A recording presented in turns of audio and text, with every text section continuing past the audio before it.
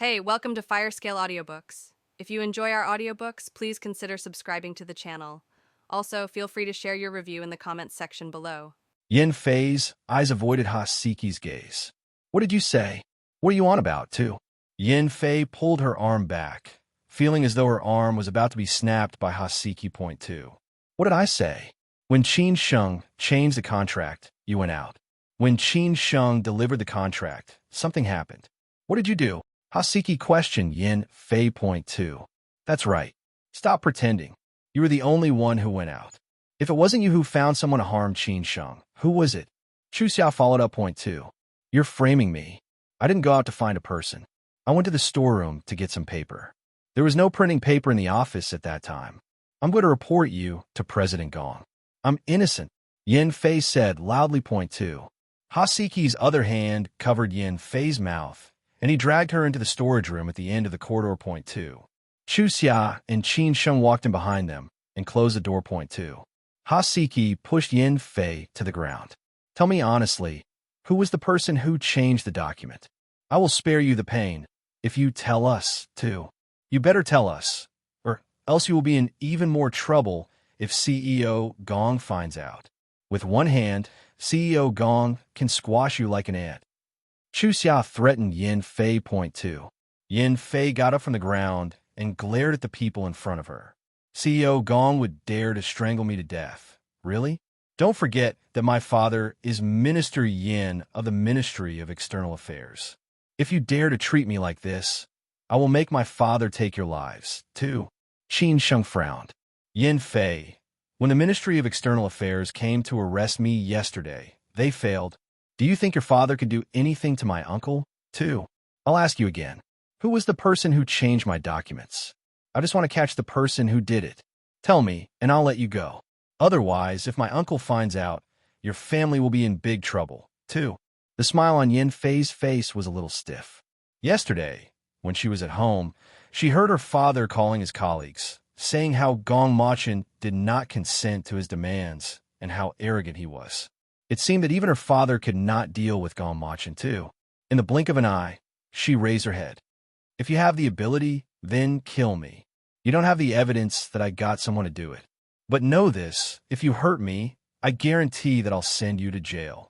No matter how big Gong Machin is, he can't control the whole of this nation, can he? 2.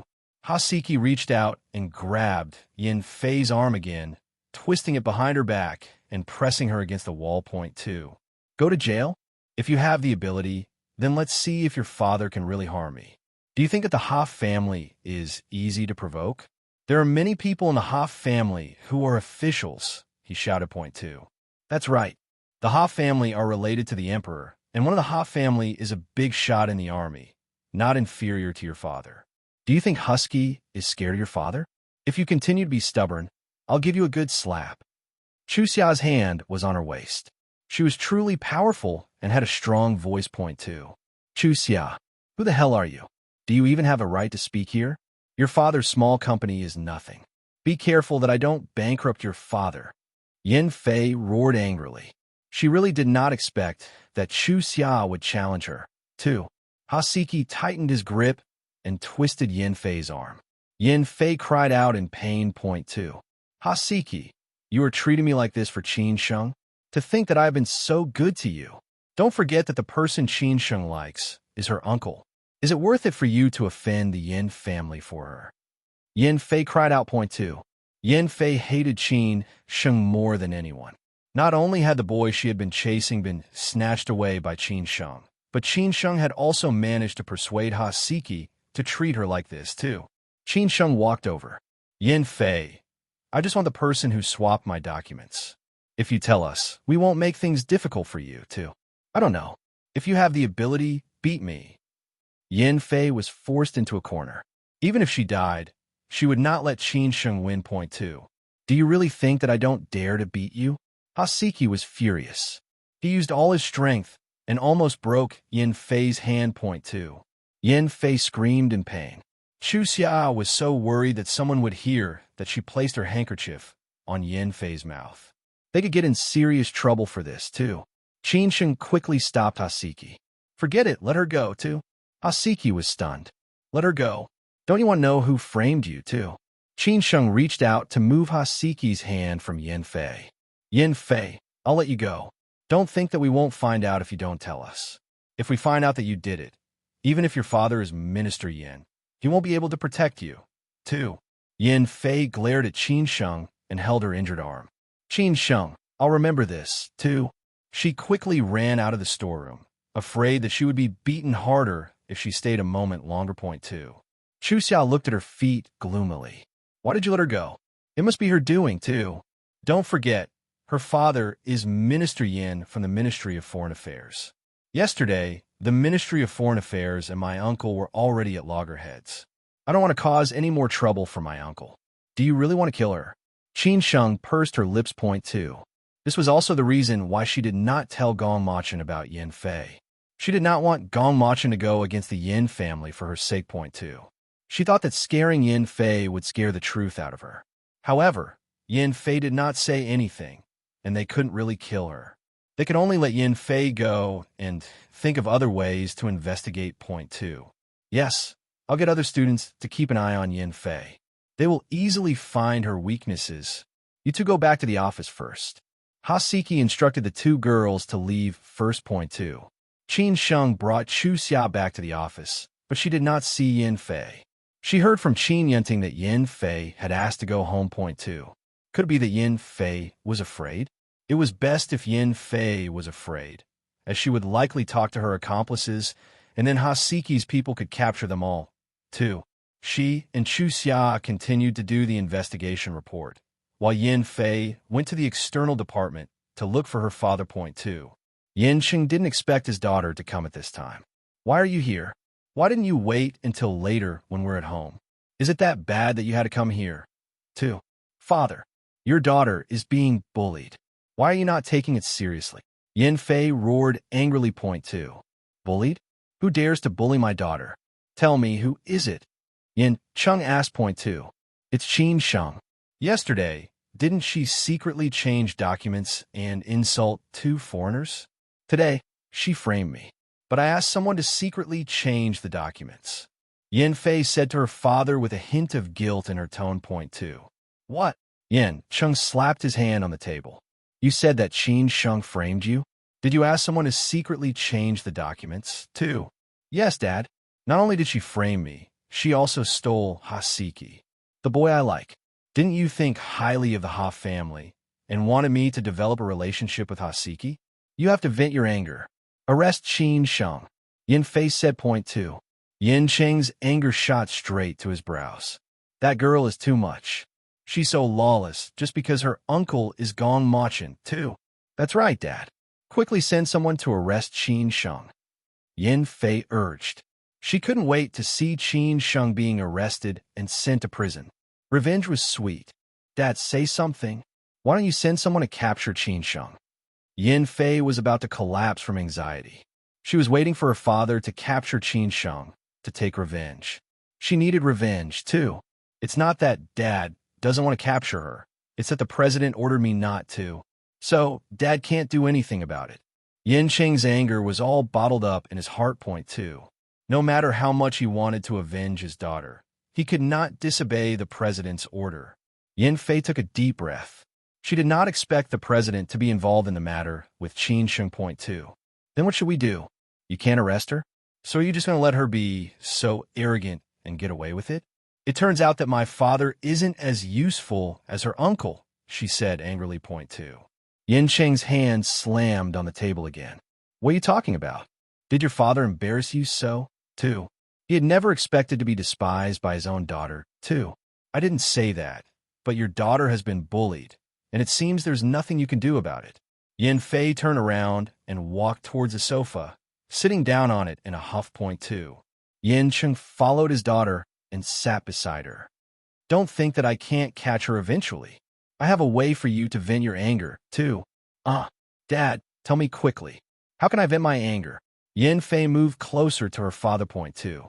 So, Qin Sheng is bullying you and stealing your Hasiki? Dad will get someone to take care of her now. Not only will I avenge you, but I will also get Hasiki back for you. Yin Cheng said. Point 2. How are you going to get someone to take care of her? How are you going to get Haseki back? Yin Fei did not understand. It seemed that these two things could not be connected. Point 2. Yin Chung snorted. My silly daughter. How can a rich family find a daughter-in-law who is not clean? As long as I can find someone to destroy Qin Sheng and then break the news, the Ha family will never marry their son to such a girl as her, too. Yin Fei was so happy that her little face beamed. Dad, you still have a way? If that's the case, not only will Haseki not want Qin Sheng, but Gong Machin will also not want her. Without Gong Machin as a backer, I want to see how she can still be so smug, too. The anger that had been bottled up in their hearts had finally found an outlet to vent. Point 2. Without Gong Machin's protection, it will be easy for me to catch her. Yin Chung sneered. Point 2. That girl made him hate her so much. Not only did she make his daughter suffer, but she also made the foreign ministry lose respect, too. Dad, then hurry up and find someone to carry out your plan. Yin Fei said anxiously. Point 2. Okay, let's get this show on the road. Yin Chung took out his phone, too. 2. Qin Sheng was in the office, helping to organize the documents, when her phone suddenly rang. Point 2. She looked at the phone screen in surprise. There was no caller ID, so she couldn't see the number at all, too. She answered the call. Who is it, too? Do you want to know who changed the documents? 2. A horseman's voice came through the phone. It sounded dark, scary. Point 2. Qin Sheng was shocked. Who are you? How do you know, too? Don't worry about who I am. I know everything you want to know. I'll tell you if you come to Xiangxia Road, but you have to come by yourself. If you dare to tell Gong Machin or let me find out that you brought people here, I'll leave. You'll never know who switched the documents. Don't think of playing tricks. I've sent people to keep an eye on you and your uncle. 2. Hello. Hello. Qin Sheng still wanted to ask something, but the phone went dead. Point 2. What happened? Chu Xia asked Qin Sheng. Point 2. Someone said that he can tell me who switched the documents, but I have to go by myself. Qin Sheng said. Point 2. Really? But it's too dangerous for you to go alone. Why don't you tell your uncle? Chu Xia said. Point 2. No.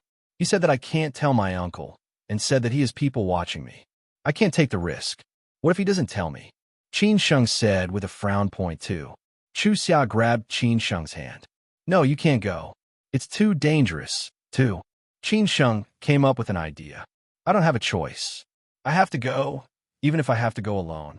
You go and tell Haseki that the two of you need to look for me at Xiangxia Road. There are so many people on the main road. What can he do to me? If you go first, he won't know that you are following me. 2. Chu Xia nodded repeatedly. Good idea. I'll go and call Haseki now, too. Qin Sheng left the company in a hurry and took a taxi to the road the caller had mentioned. However, when she reached her destination, she saw that the road was being demolished and renovated. The houses on both sides of the road had been knocked down, and there was no one in the desolate area. Point 2. Was there really no one around? What about builders? Demolition crew, too. She looked around again and saw that there really was no one around. Point 2. Just when she thought that the person on the phone had been deliberately lying to her, a few men dashed out from the ruins behind her. Point 2.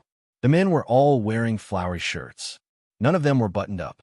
Their chest muscles were exposed, and there was golden chains tied to each of their necks like a dog. Their hair was colorful like a rainbow. Point 2. In short, they didn't look like good people. Point 2. Hee hee. Little girl, too. Yeah, look at how pretty she is, too. Huh. Huh. We brothers are so lucky, too. Qin Sheng looked at the men surrounding her. Who are you? Did you call me, too? Call? So you're a prostitute, too. Yeah, we called you, too.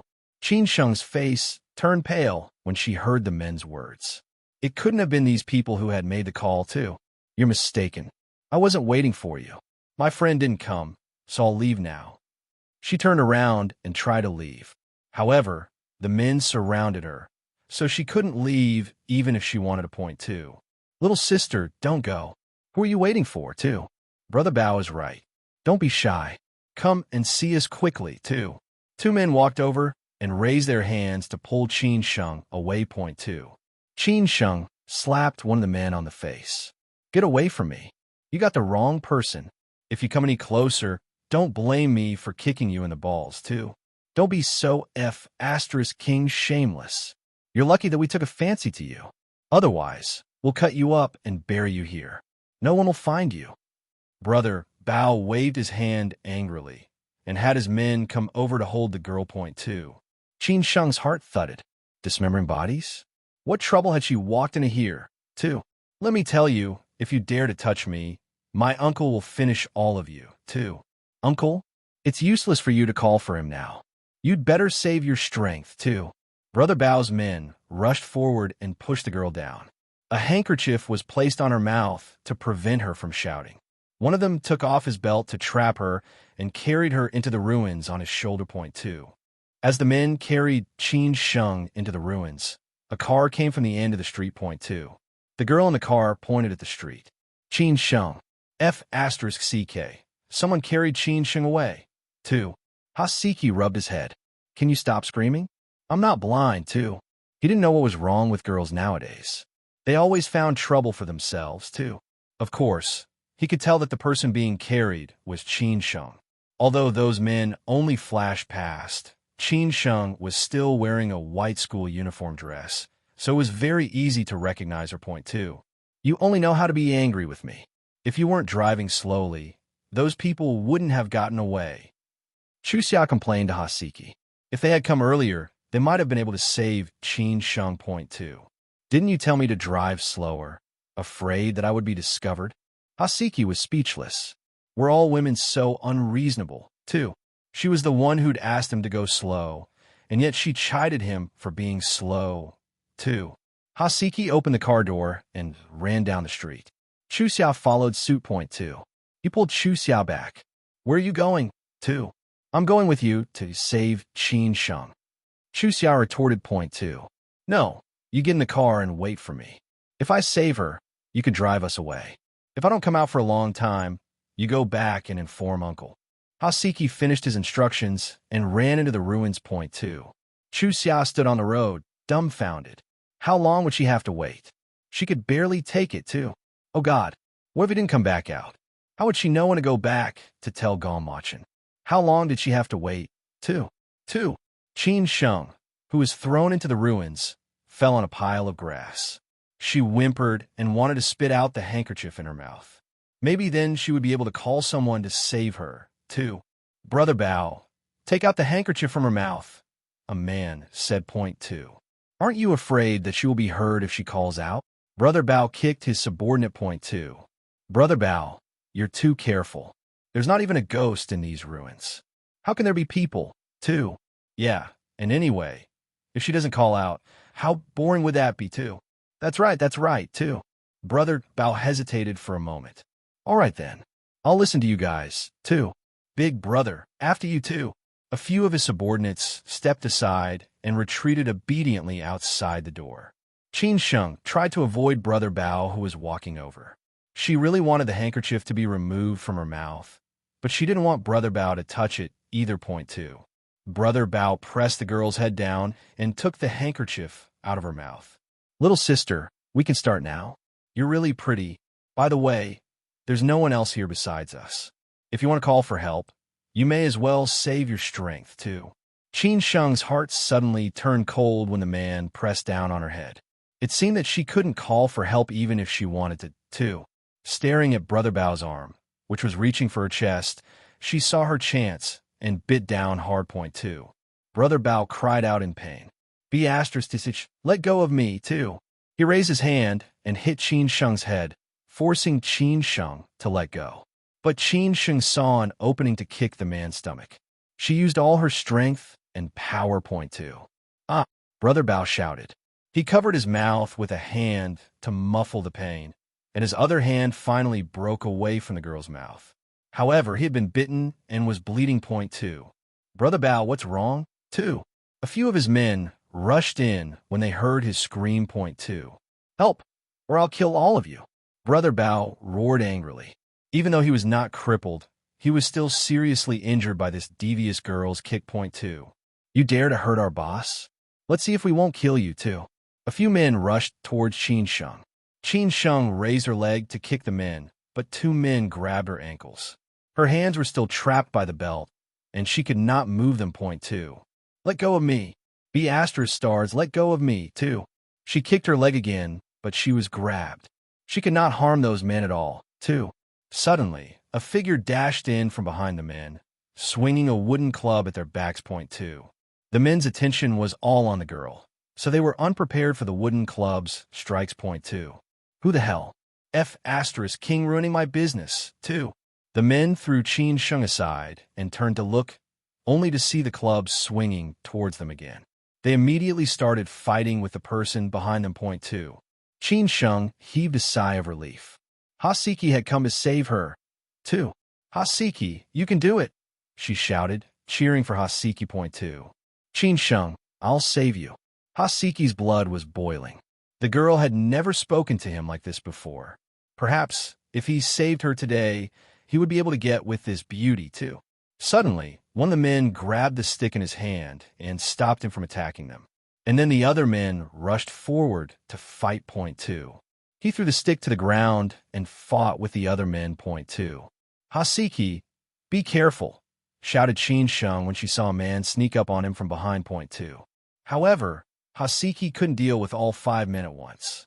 Not long after, he was brutally beaten by the 5 men, tied up with a rope, and thrown to the ground. Point 2. Haseki, are you okay? Qin Sheng cried when she saw Haseki's horrible face. Point 2. Sorry, I didn't save you. Haseki spat out a mouthful of blood, annoyed by his performance. Point 2. Haseki struggled to get up and tried to block Qin Sheng behind him, but he was pulled away by some of the men. Point 2. You're not allowed to touch her. 2. Not allowed? Ha ha ha. Who do you think you are? Brother Bao laughed loudly. Point 2. B asterisk starts. I'll fight you to the death. Haseki got up and head butted Brother Bao, but he was quickly kicked to the ground by Brother Bao's men. Point 2. Suddenly, a convoy of SUVs surrounded the entire ruins. The men who jumped out of the vehicles with loaded guns ran into the ruins in unison. Point 2. Chu Xiao was completely dumbfounded. Special forces. The soldiers were so handsome. 2. She had only made one phone call, and in less than 10 minutes, these people had appeared in front of her like they had fallen from the sky. She shook her head. She couldn't control her infatuation, so she hurriedly got out of the car. Point 2. Gong Machin walked out of the Rolls-Royce Phantom with a vicious aura around him. His face was so gloomy that he looked like he was about to destroy everything in his path. Point 2.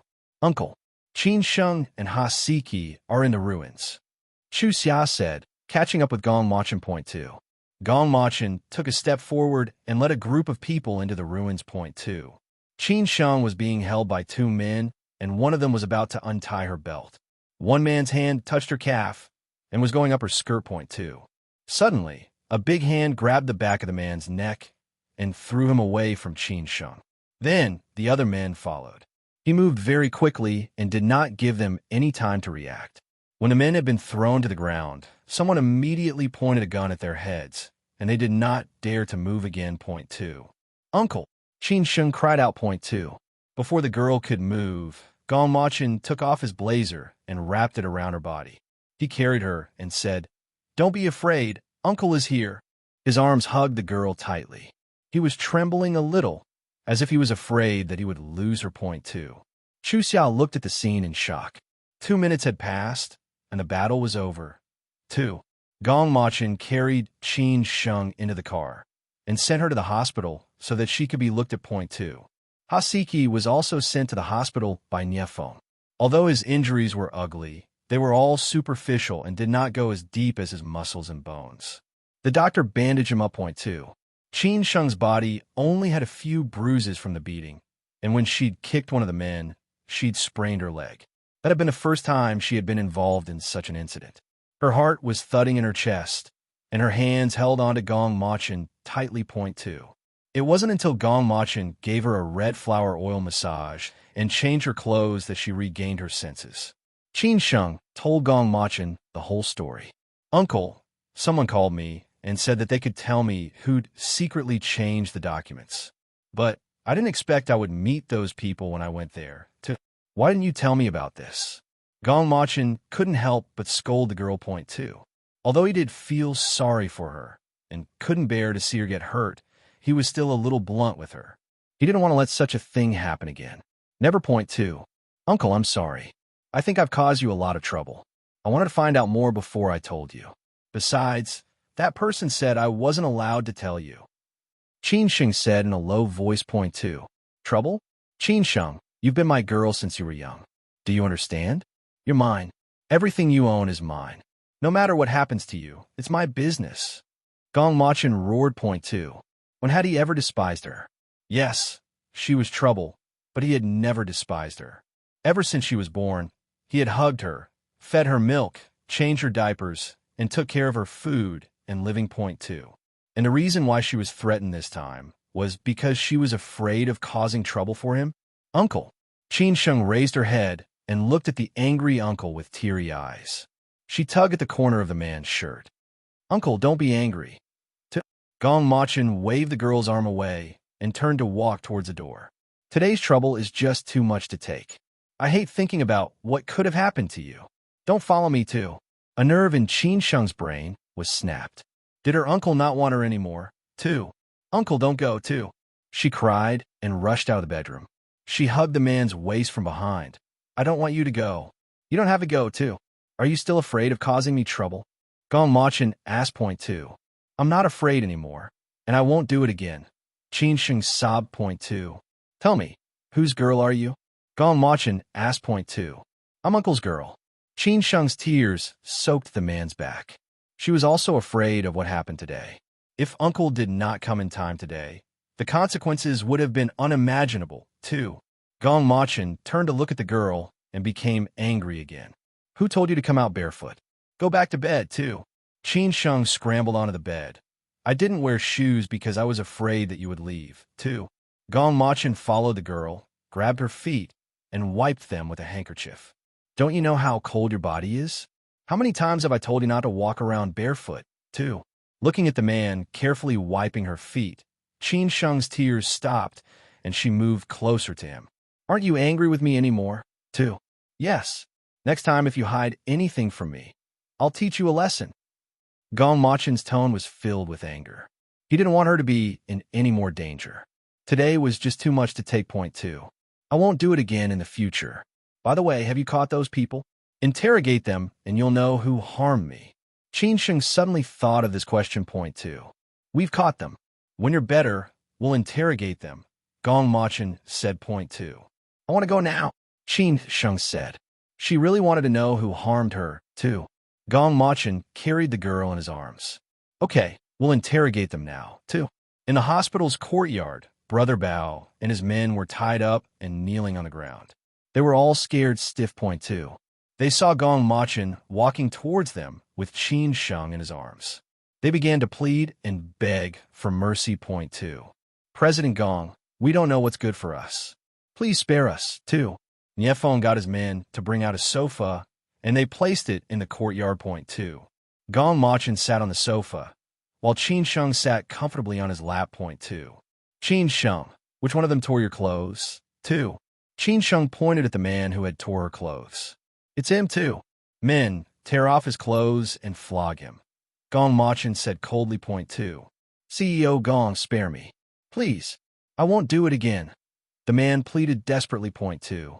Gong Machin waved his hand, and Niefeng led his men to grab the man and flog him. Point 2. Now tell me, who pulled your leg, my niece? 2. Qin Sheng pointed at 2 more people. Cut off the legs of those 2 people, 2. Gong Machin's voice was so cold that it sounded like it came from the deepest reaches of hell. The 2 men screamed like pigs being slaughtered and lost their legs just like that. Point 2. Everyone in the courtyard was in an uproar. All their eyes were looking at the girl in the man's arms. This girl casually pointed with her finger, and it was enough to get people killed, too. Only 2 of the 5 people were left now. One of them quickly realized the situation. He had grabbed the girl's wrist. Obviously, he was going to lose his hand, too. He hurriedly knelt down and crawled over. CEO Gong, please spare me. Don't you want to know who caused all this trouble for your young miss? We're just a bunch of hooligans. No one paid us to do this, so we won't cause trouble again, too. Hey Z, you can't say it.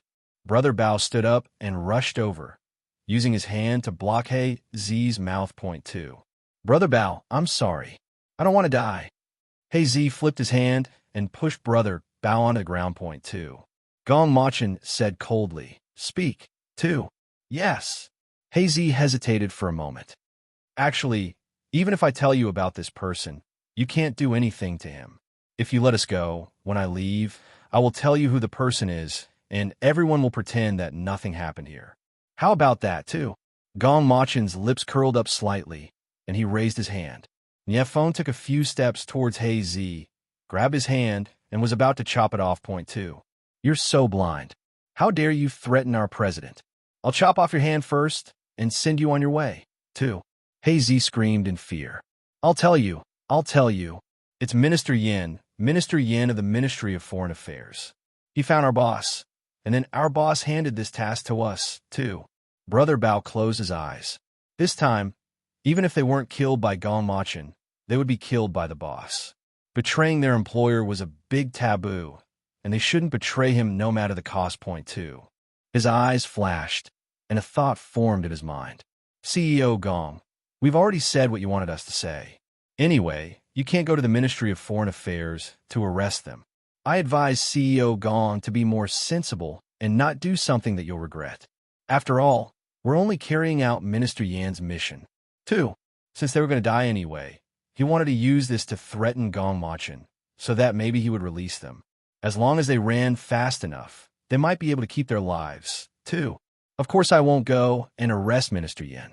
I want him to come and beg me personally, Gong Machin said, and each word he uttered made the men's hearts skip a beat. Point two. Make Minister Yan beg you? Are you crazy? Brother Bao had never thought that Gong Machin would say this. Point two. Niefeng, go and capture Yin Fei for me. Gong Machin ordered. Point two. Niefeng managed to find Yin Fei. She was really easy to capture. She returned to Gong Machin's company to watch the excitement of what was going on with Qin Sheng. When she saw Gong Machin bringing people out, she knew that something had happened to Qin Sheng. She followed along and was now in the crowd. Point two. When she heard Hazy say that it was her father who ordered the thugs to do it, she wanted to run away. However, Niefeng, who had sharp eyes, saw her and managed to stop her. Point two. She was quickly surrounded by bodyguards, and they caught her in front of Gong Machin. Point two. Kneel. Niefeng's big hand pressed on Yin Fei's shoulder, and he pushed her down to her knees. Yin Fei struggled to get up, but Niefeng pressed down harder, and she couldn't move at all. Point two. President Gong, my father is Minister Yin, too. At that moment, she remembered that her father was very hard-working. He wouldn't let this go lightly. Point two. Yes, and I won't forget that. I will definitely pay you back double for what you have done. Take her to the ward. Any of my bodyguards can sleep with her today, too. Following Gong Machin's words, Niefeng grabbed Yin Fei and pulled her away. Point two. Yin Fei screamed in fear. How many men did Gong Machin have? She probably couldn't even count them, too. Gong Machin, aren't you afraid that my father will kill you? I'm the young lady of the Yin family, too. It seemed that Gong Machin was affected by the woman's words. He raised his finger, and Niefeng stopped still with Yin Fei. Point two. I'll give you a chance. Ask your father to save you. 2. Yin Fei's heart suddenly felt like it was in her stomach. Obviously, Gong Machin was still concerned about her father's status, too. She quickly took out her phone and called her father to tell him to come and save her, too. Qin Sheng looked at Yin Fei, who was so scared that her face had gone pale. This young miss, who could be compared to Qin Yunting, was so afraid of what would happen, too. Yin Fei really had caused all this trouble. It had been her, too. Qin Sheng pulled Gong Machin's arm, lowered her voice, and said, Uncle, when Minister Yin comes, ask Yin Fei to apologize to me. Then let her go, too. Minister Yin was not someone to be trifled with. When she thought about the possible consequences, she really did not want Gong Machin to offend any powerful people for her sake. Point two. Gong Machin's brows sank, and he lifted the girl's chin with his fingers. Have you forgotten what I taught you? You cannot bully others, but you cannot let others bully you. Because you are my girl, too. Qin Sheng's little face turned red, and her heart was beating fast. She leaned into the man's embrace. He had always been her haven. Point two.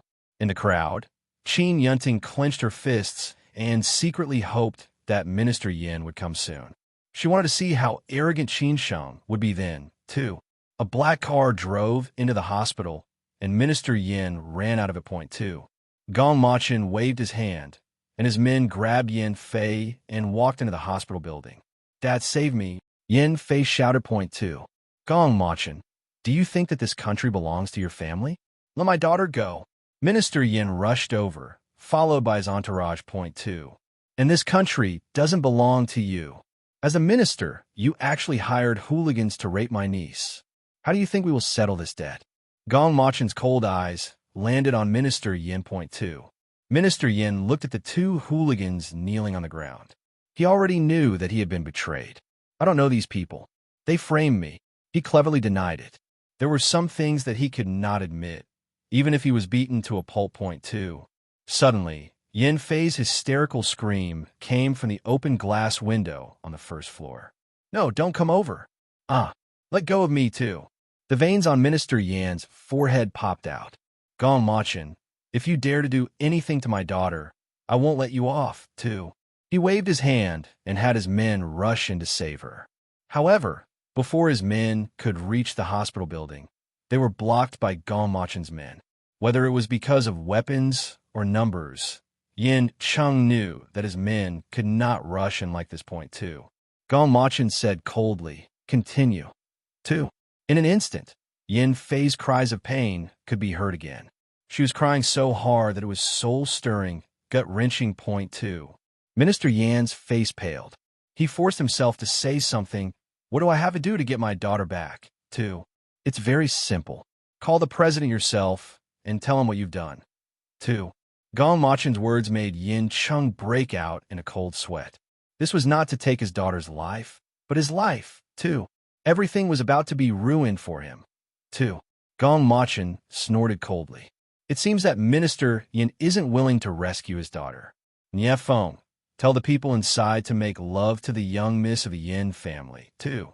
As Gong Machin's words fell, Yin Fei's hysterical voice came out again. It didn't sound like crying at all, but more like a dying howl. Yin Cheng's cold sweat rolled down his temples, and his words escaped from his deep throat. Let my daughter go, and I'll make the call. Two. Nie Feng, help Minister Yin dial the number. Gong Machin ordered. Point two. Nie Feng walked to Minister Yan's side, took out his cell phone, and skillfully dialed the number, handing it to Minister Yin. Point two. Yin Cheng's hands were trembling, and he couldn't hold the cell phone at all. If Nie Feng hadn't held his hand and the cell phone together, the cell phone would have fallen to the ground. Mr. President, it's Yin Chung. I have something to apologize for. I hired a few hooligans to rape Qin Sheng. Two. Obviously, Mr. President was a little surprised. Yin Chung, since you call me to plead guilty, I'll give you a chance. You can take the initiative to report your duty. The president hung up the phone. Point two. Yin Fei was dragged out of the room by Gong Machin's men and thrown to the ground. Her clothes were torn to the point that they no longer covered her body. Point two. Daughter. Yin Chung took off his blazer to cover Yin Fei. Point two. Don't come near me. Let go of me. Yin Fei's hands waved wildly. The torn clothes on her body didn't fully cover her, and when she moved they fell off, causing her to be completely naked in an instant. Point two. Yin Chung panicked and pressed his clothes on Yin Fei. I'm Daddy. Come home with Daddy, too. Yin Fei only reacted when she heard Yin Cheng's voice. Daddy, Daddy, too. She cried and threw herself into Yin Cheng's arms, sobbing like a person mourning a deceased relative. Point two. Yin Cheng's eyebrows were pressed to the lowest. Gong Machin, I won't take this lying down. We'll see, too. He helped his daughter up and was about to leave, but saw a few police cars drive into the hospital. Point two. The police took out an arrest warrant. Yin Chung, you're suspected of a crime. Please cooperate with the police and return to the police station to assist in the investigation. 2. Yin Chung closed his eyes slightly and handed Yin Fei over to his subordinates. He asked them to escort Yin Fei home before he got into the police car. Yin Fei watched as her father was taken away. She chased after the police car. Dad, Dad, come back. I don't want you to leave, too. She cried and chased after the car. However, how could her 2 legs catch up to the police? She slipped and fell to the ground. Her hands hit the hard tarmac. If Yin Chung was caught, the Yin family would be finished, too. A few of Yin Cheng's subordinates walked over to help Yin Fei up. Miss, come home and discuss with Madam how to save the minister. We can't let the minister go to jail. Yin Fei finally grasped the right train of thought. She couldn't let her father go to jail, and the Yin family couldn't be destroyed. She turned to look at Qin Sheng, who was sitting on Gong Machen's lap. Point two. She finally understood one thing. In this nation, Gong Machen didn't want anyone to have a good time. No one could have a good time on his watch. Point two. Qin Sheng felt that Yin Fei's gaze was so cold that it seemed as if she wanted to kill her. She sighed lightly, hoping that Yin Fei could restrain herself. With their family's substantial assets, Yin Fei's life wouldn't be too difficult after this. Point two. They only found out who had harmed her today, but they still hadn't found out who had changed the documents. Point two. Gong Machen let those hooligans go. They had already broken the rules and betrayed their employers. They didn't need him to do anything else because whatever happened now, they wouldn't be able to survive. Point two. Gong Machen carried Qin Sheng and was about to send her back to the ward when she pulled his arm. Point two. Uncle, I don't want to be hospitalized. I just sprained my ankle. I want to go home, Qin Sheng said. She hated hospitals the most. Seeing doctors and needles gave her a reflexive pain. Point two. Because she was raised by Gong Machen with milk powder, she had been in poor health since she was young. It was common for her to get sick and be hospitalized. She was already traumatized. She didn't want to be made worse. Point two. Okay, I'll bring you home. Gong Machen put Qin Sheng into the car and went home. Point two. The Rolls-Royce Phantom disappeared, everyone's astonished eyes watching on as it left. Point two. Two. When Yin Fei was brought home, the entire Yin family was in a mess. Yin Fei's mother cried loudly and hit Yin Fei whenever she saw her. You be *****. Did I give birth to you so that you could bring harm to the family? Now that your father has been arrested because of you, you still have the nerve to come back. 2. This silly little girl really wanted to drive her mother, Cui Yin, mad.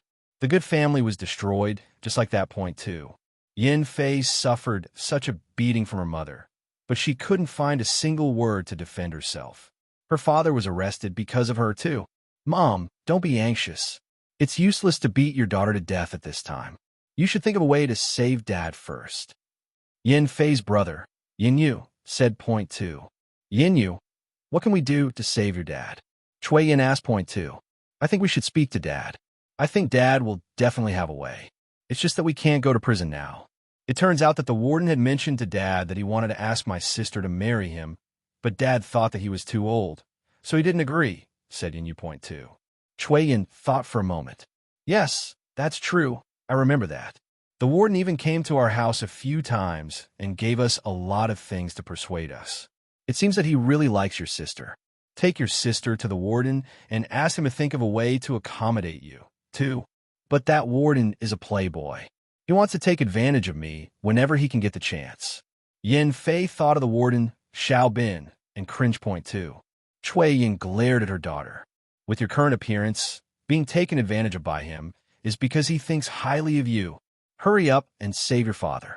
Otherwise, you're not even worthy to walk in his shoes, too. Yin Fei was choked by her mother and could not say a word. Suddenly, she felt like she had gone from a rich young lady to a nightclub princess, too. Mom, we'll leave now. Yin Yu pulled Yin Fei out of the villa. Point 2. In the car, he glanced at Yin Fei. Hurry up and put on your makeup. With this wretched appearance, who do you expect to fancy you, too? Yin Fei finally came back to her senses and quickly pulled down the car's sun visor. There was a small mirror inside. Point 2. She indeed looked ghastly. Her braids were messy and her clothes were torn. Even she despised looking at herself. Point 2. Brother, what about my clothes, too? How annoying. I don't understand why Father wanted to save you. Even if you got F***ed by someone, it's still better than him go to prison. Just you wait. You'll be delivered directly to the prison gate for the warden, said Yin Yu. Point 2. Yin Fei's heart was in pieces. Her brother actually hoped that she would be raped. When their car arrived, another car pulled up at the same time. It was Yin Cheng's subordinate who had bought clothes for Yin Fei to change into. Point 2. Yin Fei changed into the clothes in the back of the car, and then followed Yin Yu to see Xiao Bin. Point 2. In the spacious office, Xiao Bin looked at the Yin siblings who just walked in and put a fake smile on his face. Point 2. It's a pleasure to see the Yin family's young miss, too. Yin Yu pushed his sister and told her to hurry over to the warden point, too. Yin Fei walked stiffly to Xiao Bin's side. Warden Xiao, I want to see my father. I hope Warden Xiao can be accommodating, too. She stood while Xiao Bin sat. Xiao Bin suddenly raised his hand, touched her thigh, and moved it into her skirt point, too. Yin Fei's entire body stiffened in shock. Her brother was still in the room, and Xiao Bin dared to do such things to her, too. But she did not dare to stop him. She was afraid that if she angered Xiao Bin, she would not be able to see her father, Yin Cheng point, too. 2 seconds later, she finally recovered her train of thought. She smiled lightly and held the man's hand. Warden Xiao, why are you in such a hurry? We have plenty of time, but if I don't see my father, I won't feel at ease, too. Her tears rolled down in an instant, and she cried like a pear blossom in the rain. Women were the most beautiful when they cried, and Xiao Bin raised his eyebrows. Then I'll take you to see your father first. We'll deal with our matters when we come back. 2. He got up and took Yin Fei to the prison cell. Yin Fei finally saw her father point, too. Father! She got up and was about to throw herself at her father, but his gaze stopped her point, too. Don't cry. My Yin family won't collapse so easily. Yin Cheng lectured his daughter point, too. Father, tell me, how do I get you out? Yin Fei asked point, too. Yin Cheng saw that there were only the two of them in the room, so he lowered his voice and said, Go and find Gong Machin. Daughter, do you see? As long as you can hook up with Gong Machin, he will give you what you want. Are you worse than that girl Qin Sheng, too? Yin Fei was stunned. Dad, you want me to seduce Gong Machin, too? The only one who can save me now is him. As long as he doesn't pursue this matter, I won't be punished. You have to settle him and get him to agree to not pursue this matter. Yin Cheng said point, too. His gaze was scrutinizing his daughter. How many years had he taught her, guided her? He had taught her many times to be slim and graceful point, too. He believed that with his daughter's looks, she would be able to seduce Gong Machin. He only hated himself for being too late to do it. He only knew how to look for people his daughter's age. But he had forgotten about the person who could truly command the wind and rain in this nation point, too. Yin Fei sucked in a breath of cold air. Father, why do you have to admit to the crime?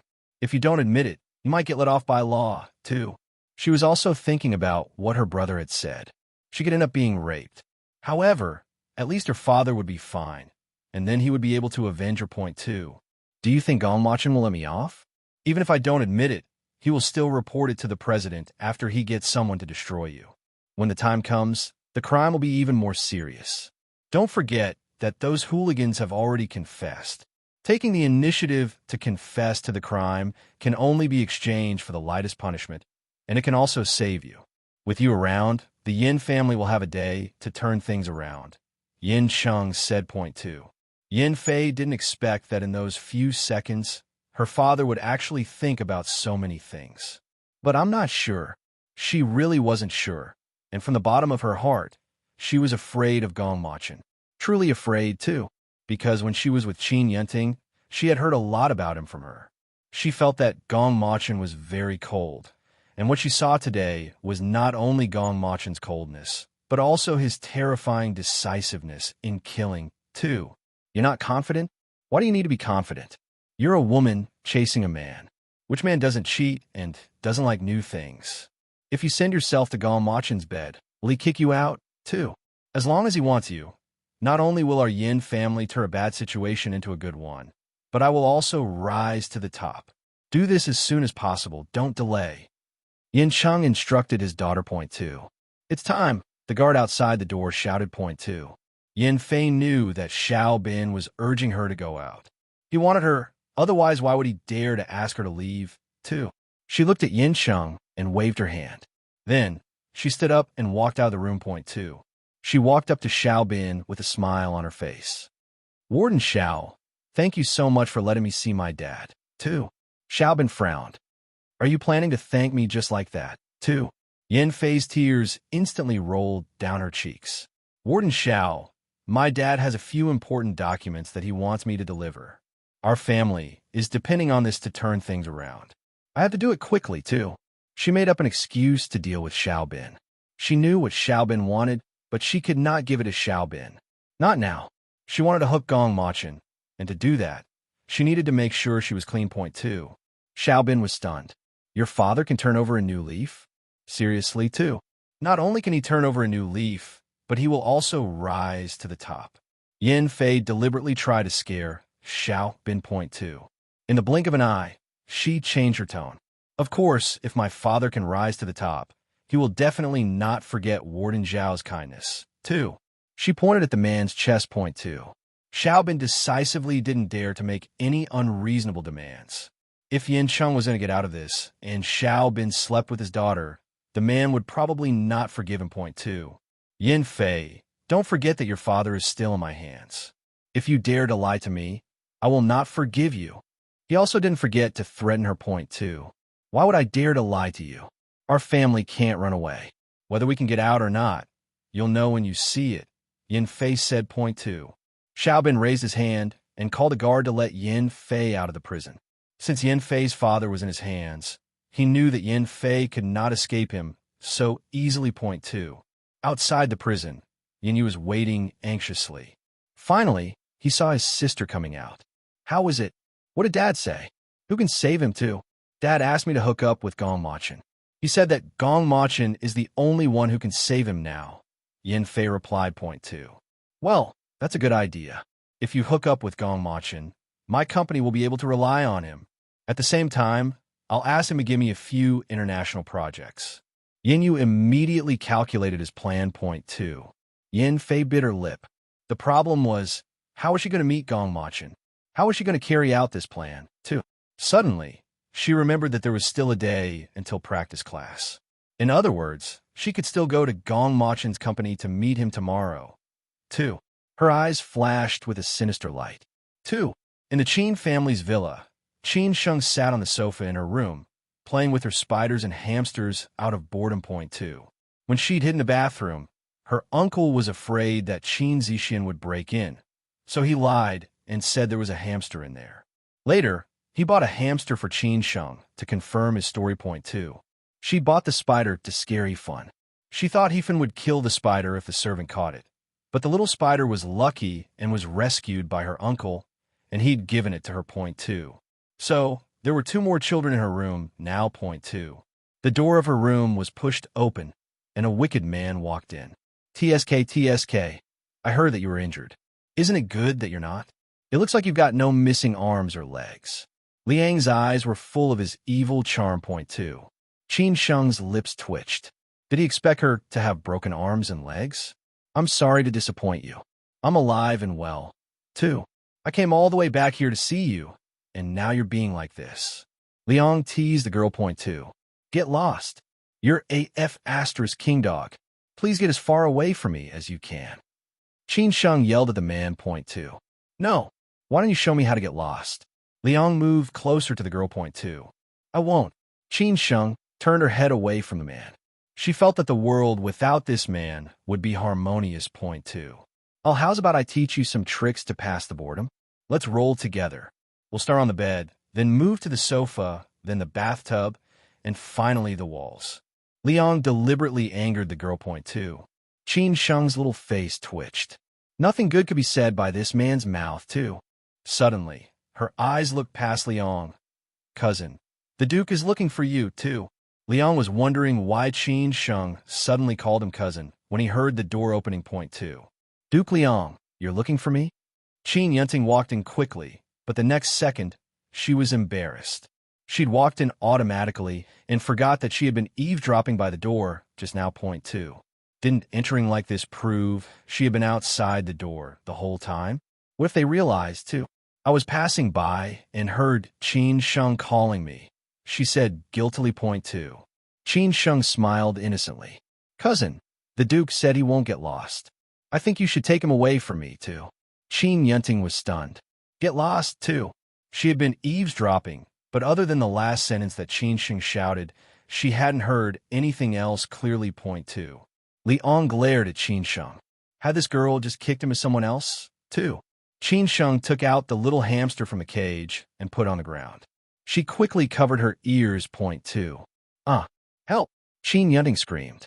Like Qin Zixian, she was afraid of these furry things. She jumped into Liang too. Liang was not prepared for Qin Yunting to pounce on him. He took a step back and saw the hamster running under his feet. He dodged the hamster for fear of stepping on it. He, who had an unstable center of gravity, was elegantly pushed to the ground by Qin Yunting. What happened? Qin Zhe heard the scream and pushed the door open. Point two. Qin Yunting looked petrified. Her old-fashioned grandfather had come into the room, and she was on top of a man's body, too. Oh God, what would her grandfather do to her, too?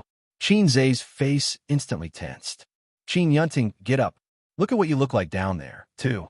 Yes, yes. If cousin can't wait, she really needs to control herself and go back to her room. Is it really okay to do it in my room?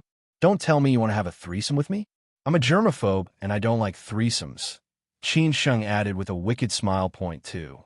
She had long been certain that Qin Yunting would eavesdrop on Li Ang's conversation with her, so she suddenly took advantage of the situation. Point two. However, would her grandfather understand what a threesome meant? She carefully looked at her grandfather, cursing herself for her bad mouth. Why did she say that last sentence? She was afraid that her grandfather would be angry at her for saying such dirty words, too. Qin Yunting's face turned red. Grandfather, it's not my fault. I was scared. Qin Sheng used a hamster to scare me, too. Qin Yunting was scared, and she hoped her grandfather would understand her. If she wasn't scared, why would she pounce on Liang? If she wanted to pounce, she would go straight to Liang's room. 2. Cousin, I'm sitting on the sofa.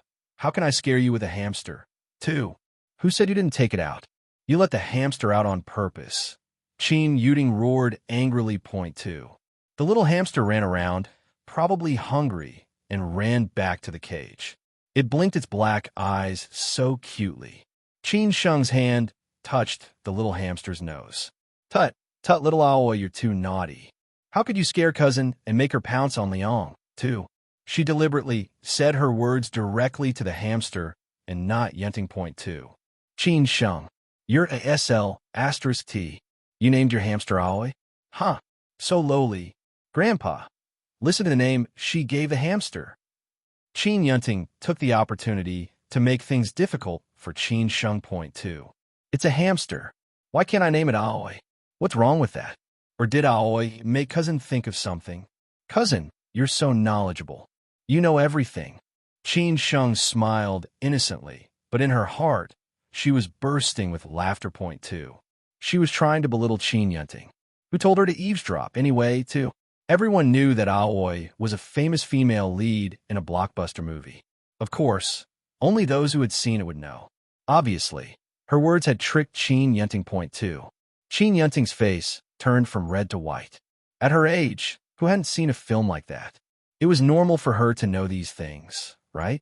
But maybe not normal for a lady of the Qin family, too. She could watch those things secretly, but she couldn't admit to it, especially in such a big family.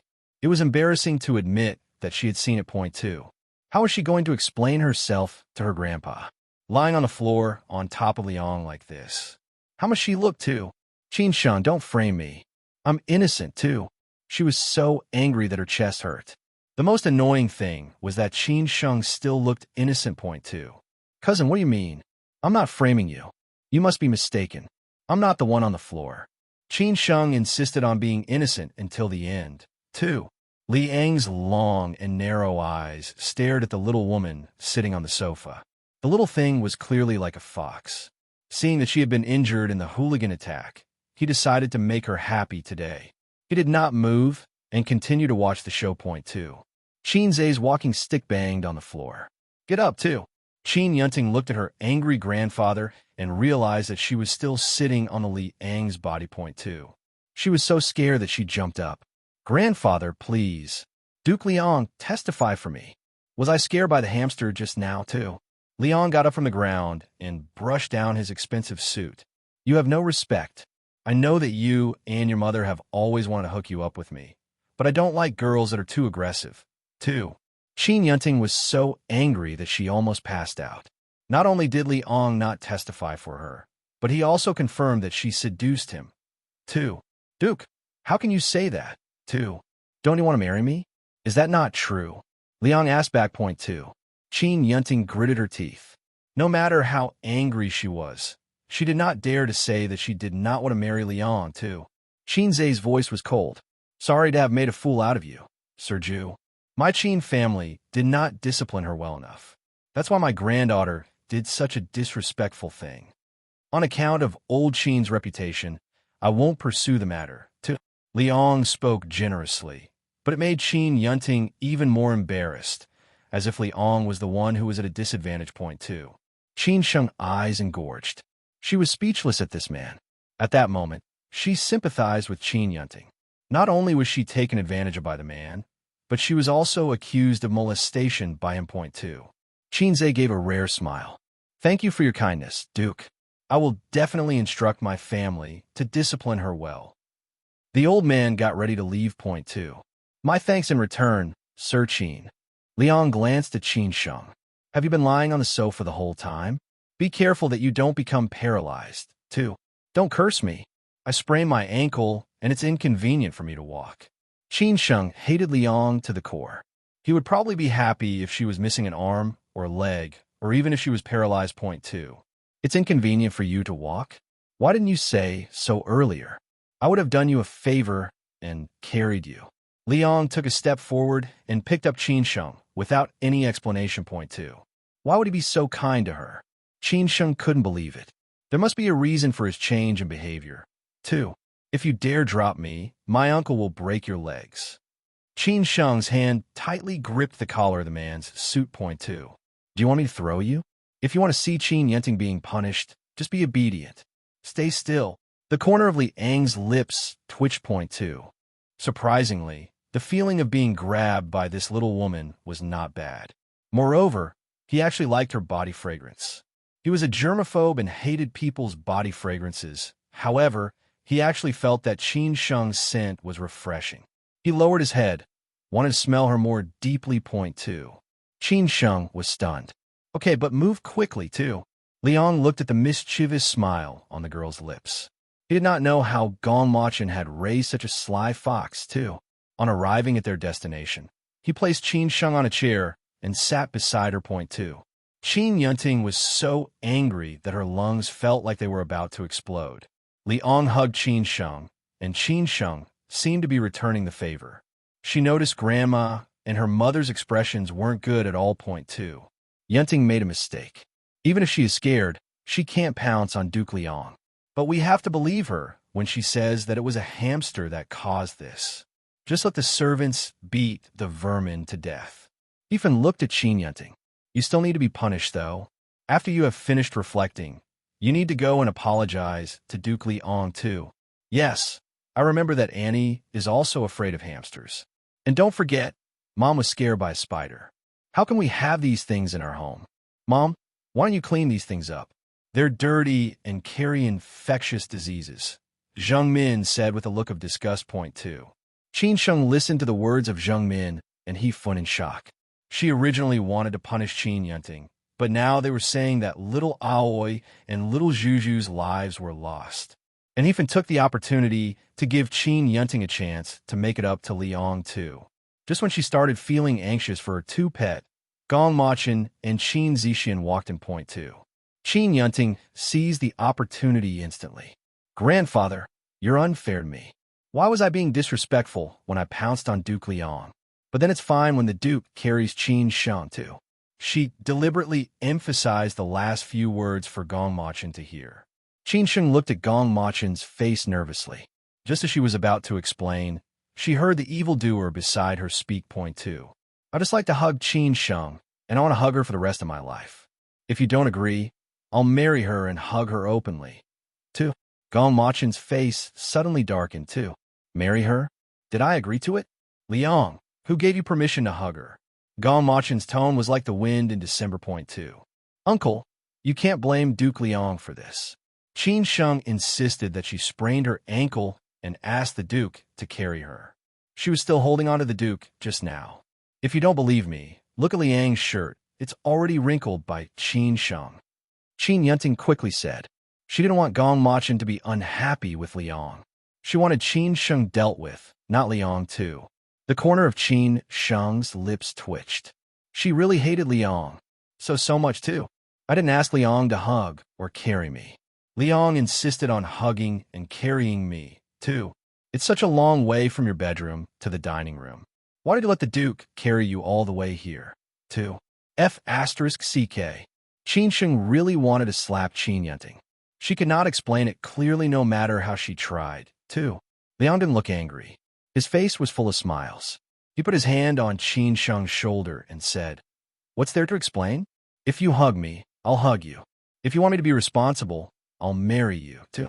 Qin Sheng gave the man a good-natured look and elbowed his chest. "I don't need you to be responsible, too. Okay, I won't be responsible for you. You are responsible for me. I don't want to marry you. You marry me." Liang said stubbornly. Point 2. Gong Machin walked in front of Liang and reached out to grab Liang's collar. He looked at Liang, who was close to Qin Sheng, and wanted to kill him, too. Liang raised his hand to block Gong Machin. "Don't touch me. I don't like men, too." Gong Machin was so angry that he almost spat out blood. "I think you deserve a beating, too.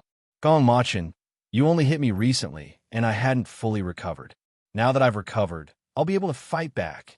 Liang stood up and took off his blazer. "Let's go to the courtyard, too. Machin, the Duke is my guest." Qin Zhe opened his mouth and used his authority to suppress Gong Machin. He turned to look at Liang. "The Duke came to my Qin family to propose marriage.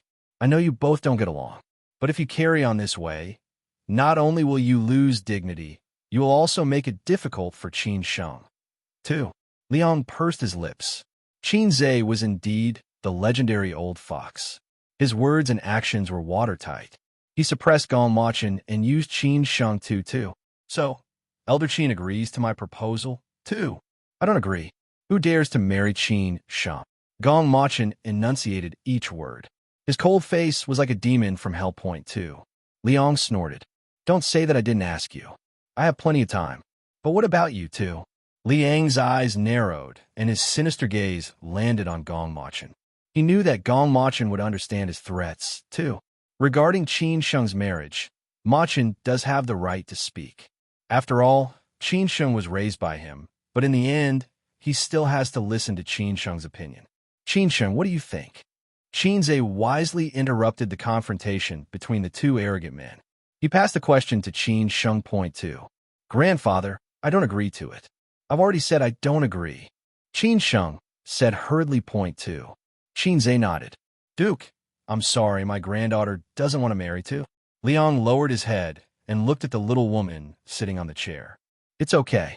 I believe that one day you will beg me to marry you, too. In your dreams." "I won't," Qin Sheng retorted. Point 2. "Little thing, don't say it's so absolutely. Until the last moment, who knows what the ending will be. Gong Machin, don't you think so?" Liang shouted. Point 2. "Yes, Liang. Until the last moment, who knows the ending." Gong Machin was arrogant and unbridled. Point 2. The confrontation between the two men instantly made the temperature in the dining room drop to freezing. Point 2. "What are you doing? The dishes on the table are already cold. Sister Yu, why don't you ask someone to heat up the dishes? Zixian, ask your third brother to sit down and eat." Ethan said at the right time, interrupting all the topics. Point 2. Qin Zixian quickly spoke to Gong Machin while Liang returned to his seat. Point 2. Qin Sheng almost vomited during the meal. It wasn't because of the recent confrontation, but the two men were fighting to give her food. If she didn't eat, the two men stared at her as if they were going to scream at her too. Damn it, could she say that she only had one stomach? 2. Qin Yunting and Qin Zixian sat opposite Qin Sheng. The two women held their anger in and didn't eat much. Point 2. Finally, when the dinner was over, Gong Machin grabbed Qin Sheng and sent her back to her bedroom. "Uncle, are you still angry? I really didn't want Liang to hug me," Qin Sheng said, pulling the man's arm. Point 2. Gong Machin looked down at her. "You're not allowed to marry Liang, no matter what. Do you hear me, too?" Qin Sheng nodded her little head repeatedly. "I know, Uncle. Don't worry. No matter what he threatens me with, I won't marry him, too. Including if he uses me to threaten you, too." Qin Sheng listened to the man's words in astonishment. "Using you to threaten me, too?" With her brain capacity, she could not understand what he was talking about. Point 2. Yes. Do you remember? Gong Machin's large hand pinched the girl's chin, forcing her to look into his eyes. Point two. Qin Sheng knew that he wasn't joking, especially considering his expression. Point two. I remember. Please, uncle, you're hurting me. Qin Sheng raised her hand to push Gong Machin away. Point two. The man let go of her and rested his head on her head. Point two. Uncle, why would he use you to threaten me? Can you tell me too? Even if she couldn't figure it out, she realized that what he'd said was unusual. Point two. There's no reason. I'm just using an analogy. Just remember it. Gong Machin lowered his head and kissed the girl's forehead lightly. Point two. Uncle, I sprained my ankle. Hug me, she said coquettishly, pulling Gong Machin. Point two. Gong Machin was a little annoyed. The little thing wanted to play tricks again. Gong Machin, who was standing outside the bathroom, waited for Qin Sheng to finish her wash. Point two. Come and scrub my back. Qin Sheng's hand patted the water in the bathtub as she shouted. Point two. Coming. Gong Machin had no choice but to walk into the bathroom and scrub Qin Sheng's back. Point two. He walked into the bathroom and carried out the task of rubbing the little woman's back. It's done, too. Qin Sheng hated the speed of the man. Couldn't he have been slower, too? Uncle, I'll scrub your back, too. She stood up and said. Point two. Gong Machin quickly wrapped Qin Sheng in a towel and carried her out of the bathroom. I don't need you to. I know how to do it myself, too. He carried the little woman back to the bedroom and put her on the bed. Gong Machin's room would always contain Qin Sheng's clothes, and Qin Sheng's wardrobe would always have his clothes inside it. No matter if the two of them separated, they were still intertwined with each other. Point two. He took a set of clothes and threw them to Qin Sheng. Qin Sheng put on her clothes and rolled out of the quilt. She lay on the bed and kicked her legs. She looked at Gong Machin quietly. Point two. Uncle, did you and Liang know each other before all this happened? She suddenly asked. She didn't think so at first, but the feeling she got today was very strong. Point two. She'd been thinking about it and felt that they definitely knew each other, too. It's hard not to know the big nobles in Europe. I'm leaving now. I'll lock the door for you when I go out and wake you up tomorrow. Gong Machin put on his clothes and walked out of the room. Point two. He didn't dare to trust Qin Sheng with locking the door. It was only after he locked the door that he felt at ease. No one would be able to enter her bedroom again. Point two. Qin Sheng was speechless. She asked him if he knew them, not heard of them. Of course, everyone had heard of the big nobles in Europe, but knowing them was different. Knowing them wasn't like hearing about them. They really knew each other. They knew each other, had dealings, or were friends. She was certain. Point two. Gong Machin hadn't answered her question directly and was clearly deliberately hiding it from her. Point two. But she was too tired now and didn't have the energy to think about it. She closed her eyes and fell asleep. Point two. Gong Machin walked towards his room. His eyes were as cold as the sea. He knew that he couldn't touch her, but he still couldn't control his love for her. He kept shortening the distance between the two of them. Point two. The thing that made his heart ache the most was that the more he made her love him, the more he would likely hurt her. His hands were clenched into fists. Point two. It took you so long to come out. You don't need to take so long to coax the child to sleep, do you, too? At the end of the corridor lurked an evildoer. Point two. Gong Machin walked over. And you can only watch, too. Gong Machin, let me remind you. Have you forgotten about your ailment? Liang said faintly. He was the person who understood Gong Machin's illness the most. Point two. Even if I face death, I will take away all the people who are dangerous to Qin Sheng.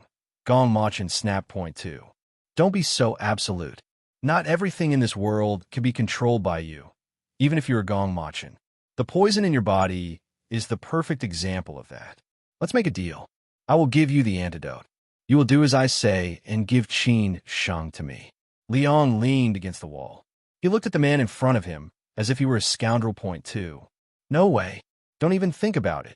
Gong Machin said without hesitation. Point two. Liang spread his hands helplessly. Even if I can't get what I want now, I have plenty of time to wait for you to die. Since the result is bleak, I advise you to think clearly. What do you want, too? The corner of his lips curled into a victorious smile. He knew that he could live longer than Gong Machin, as long as he could endure until Gong Machin died. What could Gong Machin do to him? Even the person who made the poison couldn't cure it. Are you telling me that your people are more powerful than the person who made the poison? Gong Machin said as he walked past Liang Tu, who said that the person who made the poison could cure it. Haven't you heard of His Highness Yu? He is the exclusive disciple of the master pharmacist, Gue Jianshou. He is one of the top pharmacists in the world. There is no medicine that he can't make, Liang said. Point 2. Gong Machin looked at Liang indifferently. His Highness Yu has never shown himself.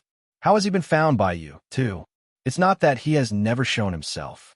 It's just that he has never shown himself in person. It so happens that I know him personally. I have set the conditions. You should think about taking my offer. Liang stood up from the wall with a victorious smile on his lips. Point 2. I have already given my answer. There is nothing more to say. You can scram now. Gong Machin replied. Point 2. Liang's lips twitched. It's none of your business whether I stay or go. I want Qin Sheng to fall in love with me and follow me willingly. 2. Gong Machin grabbed Liang's collar. How dare you two? Don't touch me. I told you, sir. I don't like men touching me. Liang suddenly raised his voice. Point 2. As Liang's voice fell, a woman's voice came from the other end of the corridor. Third brother, what are you doing? 2. Fourth miss, just in time. Your third brother is harassing me. Pity me for being a straight and upright man. The downside of having a great face is that you might be sexually harassed everywhere you go. Liang said aloud, as if he was afraid he might not be heard. Point 2. Gong Machin tightened his grip on Liang's collar, ready to fight this wicked man. His posture grew rigid. Point 2. Get off. I'm not interested in men. Liang exclaimed. Point 2. Liang managed to break free and said, I'm leaving. Don't miss me too. I want you to die. Gong Machin roared. Point 2. I'm afraid that would be a bit difficult. The King of Hell thinks I'm too handsome to take.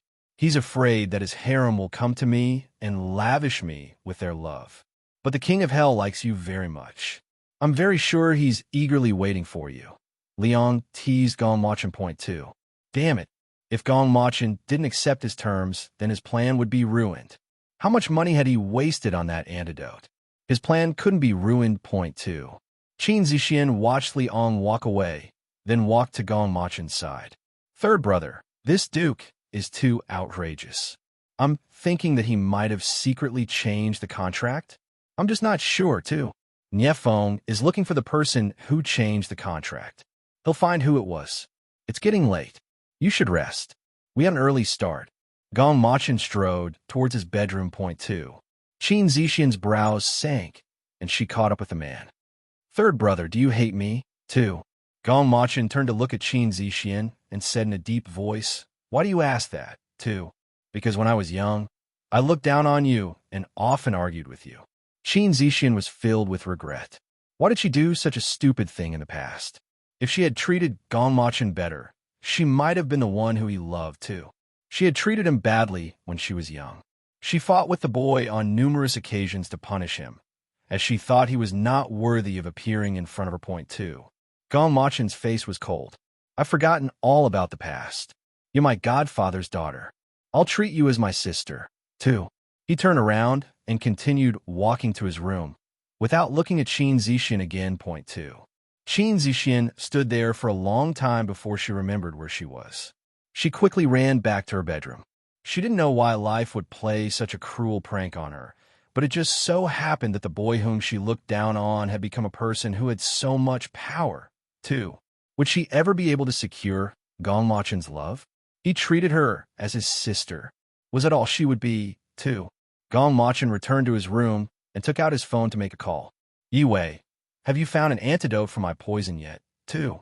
Yes, I've been studying it, but I can't make it, Yue said. Point 2. What about His Highness Yu? Gong Machin asked. Point 2. His Highness Yu? Have you found him? He never shows his face, and no one knows who he is. However, with his pharmaceutical skills, I'm sure he'd be able to make an antidote. If there is someone in this world who can make one, I believe it will be him, Yue replied. Point 2. Gong Machin frowned slightly and said, I haven't found him, no, I'm just asking, too. It would be great if we can find him, then your poison won't be a problem. Yue sighed. If we can find him, that is, too.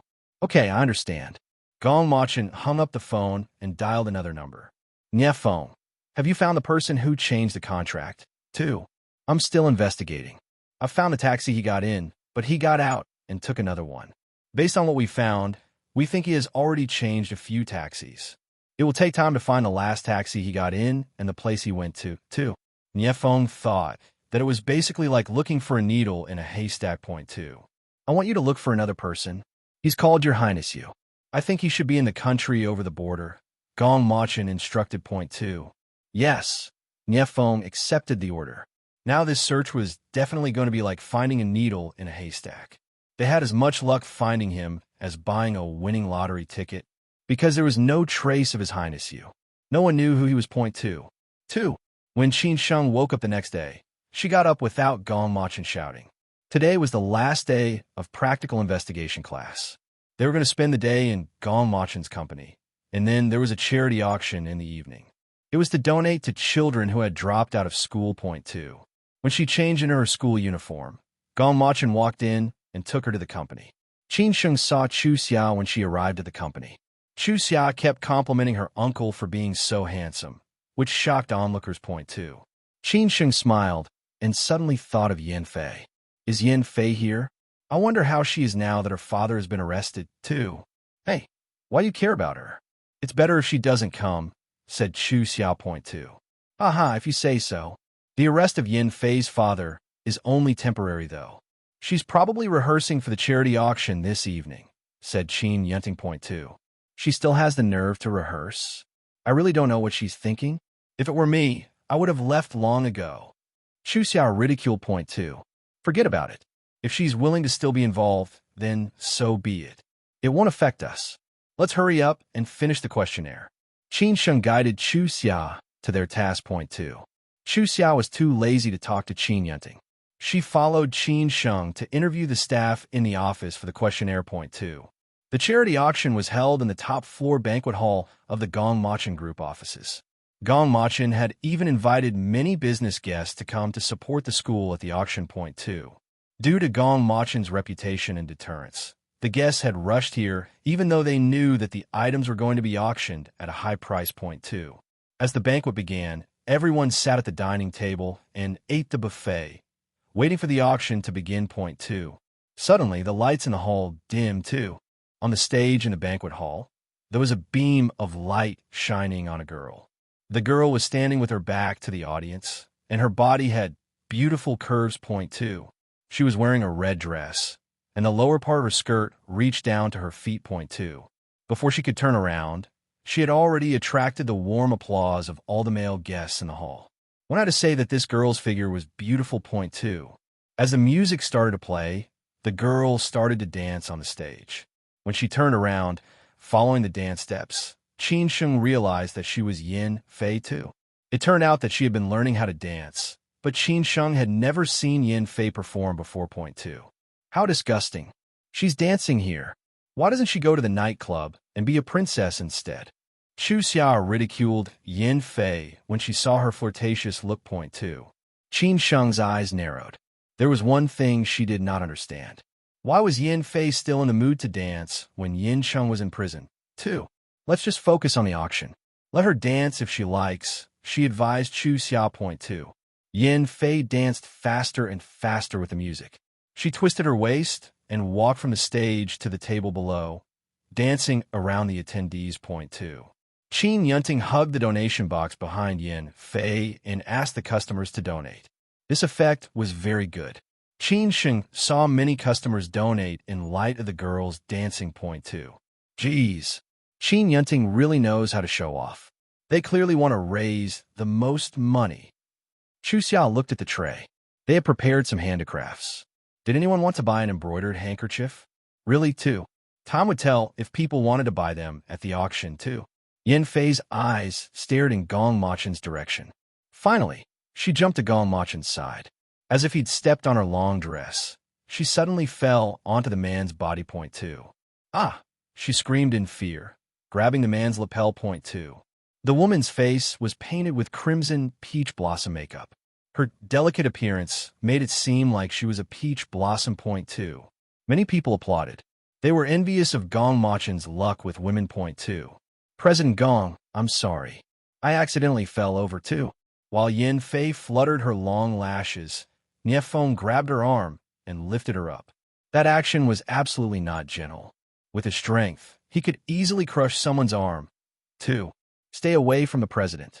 If you dare to come any closer, don't blame me for hurting you too. Yin Fei's face turned pale, her makeup unable to hide it. Niefeng's voice was not soft, and everyone in the banquet hall could hear him. It was simply an embarrassing situation. Point 2. She opened her mouth to justify herself and stammered. I was careless, too. You fell into President Gong's arms by accident.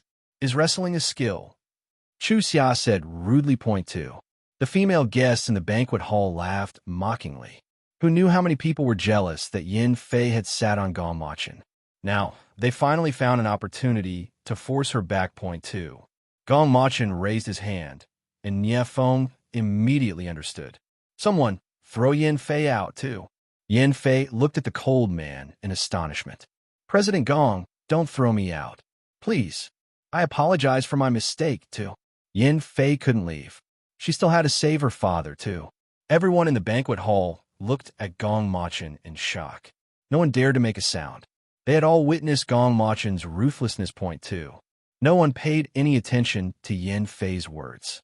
A few valiant bodyguards walked over, picked her up, and threw her outside the banquet hall. Point 2. Yin Fei knocked against the marble floor. They want to chase me away just like that? I won't leave, she thought determinedly. Point 2. In the banquet hall, Gong Machin said continue, too. The music started again, and the entire hall returned to its previous fervor. Everyone continued to watch the program. Point 2. Qin Yunting's anger was stifled in her chest.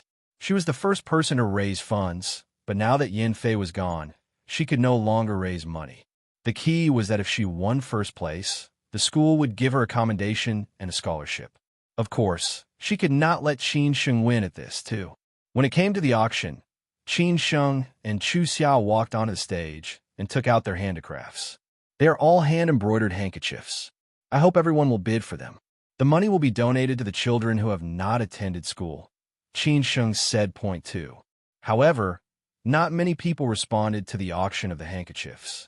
A few handkerchiefs were sold at the starting price of 1,000 yuan. Although the prices paid were very expensive for handkerchiefs, it still wasn't enough for the children who the auction was for. Point 2. Gong Machin had already prepared a check and was waiting for the last handkerchief to be auctioned before giving it to his girl. Point 2. Suddenly, the door of the banquet hall opened and a bewitching man walked in. Just a handkerchief? Who wants one of those? Is there anything else I can buy, too? Qin Sheng looked at Liang. You want to buy one? How much money do you have, too?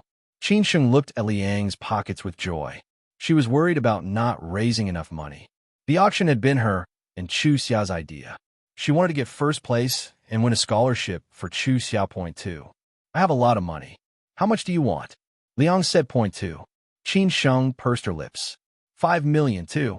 She thought that this would be enough to donate to the children who had dropped out of school, and it should be enough to win the scholarship. Point 2. The people in the banquet hall whispered excitedly, discussing whether the Duke would use 5 million to buy a handkerchief. Point 2. Sure, Liang said. Point 2. 5 million for a handkerchief. The whole hall was in uproar. Point 2. But I don't want to buy a handkerchief. Liang smiled. Point 2. Qin Sheng was a little embarrassed. But I only have a handkerchief, too. Duke Liang, I have a necklace here. If you like it, I can take it off and auction it to you. Qin Yunting quickly took off her colorful gold necklace and held it up. Point 2. Qin Sheng was anxious. 5 million was a lot of money. Qin Yunting could take away the scholarship in one fell swoop. 2. Well, Duke, 2. Qin Sheng didn't like to wear those things, and she didn't even have any valuable accessories on her.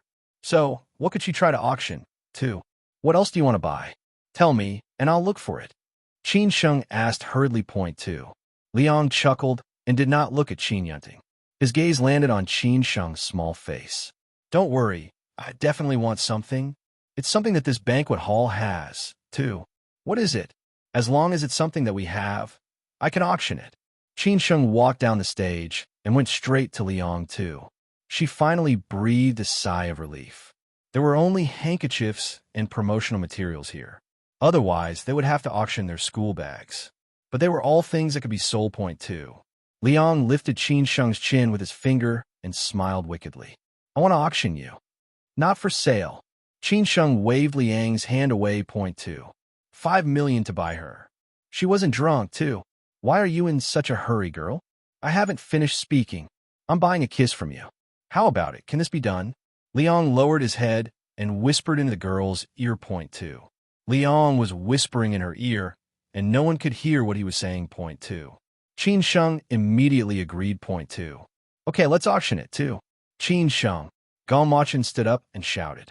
He had heard Liang's words and was sure that Qin Sheng would not agree. However, the result was beyond his expectations. Point 2. Qin Sheng winked at the man and did not stop. She walked up to the stage and announced, Now, for a kiss from me, the starting price is 5 million. 2. Liang held up the auction card and said 5 million. 2. Before he finished his sentence, Gong Machin raised his auction card and said 6 million. 2. Instantly, everyone was stunned. Qin Sheng's kiss would actually be sold for 6 million. 2. 7 million. Liang shouted. Point 2. 8 million. Gong Machin pressed on. Point 2. Qin Sheng was dumbfounded. She kept winking at Gong Machin, asking him to stop. But the man ignored her. Point 2. As Liang called out 9 million, Gong Machin followed up with 10 million. 12 million. Liang looked at Gong Machin with a devilish smile. Point 2. 20 million, too. As Gong Machin's voice fell, the whole place was in uproar. This did not look like an auction, but more like he was fighting with his life on the line, too. 30 million. Liang said with disdain. Point 2. Uncle, don't follow. Qin Sheng shouted. She was really worried. How could her uncle be so stupid, too? 100 million. Liang, if you have the guts, follow 200 million. Gong Machin's words came out from between his lips. Point 2. Liang's face twitched. The next moment, he spread out his hand. Wait for me to bid 200 million, and then if you don't follow, I will be spending 200 million. I'm not that stupid, too. Gong Machin chuckled. You could try, but whether I follow you or not, I can't be certain. Maybe I'll follow you. Maybe I won't, too. Liang's face turned cold. Who knew what Gong Machin would do? He knew that Gong Machin wouldn't be so kind as to tell him that he still wanted to follow. Point 2. He spread his hand again. I think I'd better not follow you. After all, I don't have CEO Gong's passion for throwing away money. 2. As he spoke, he put the auction card away. Point 2. At that moment, the entire venue erupted into applause. Congratulations to Gong Machin for winning Qin Sheng's kiss with 100 million. Many of them called out in glee. Point 2. Qin Sheng was on the verge of tears. Her uncle's 100 million was gone. 2. She was screaming in her heart. Her heart ached so much for this money. That money was all earned by her uncle through hard work. 2. Liang waited until everyone's applause had subsided, and then he said in a panic-stricken manner, I'm curious, CEO Gong, how are you going to kiss your niece? You're not just going to give a check and not kiss her, are you? 2. Gong Machin stood up. Of course not. I've spent the money, so I naturally have to receive the goods. 2. He strode onto the stage, walking towards his girl. Point 2. Qin Sheng looked at the man in a daze. Did he really want to kiss her in front of so many people? Tell everyone that she was his woman? 2. Her little heart was beating wildly, causing her face to turn red. Point 2.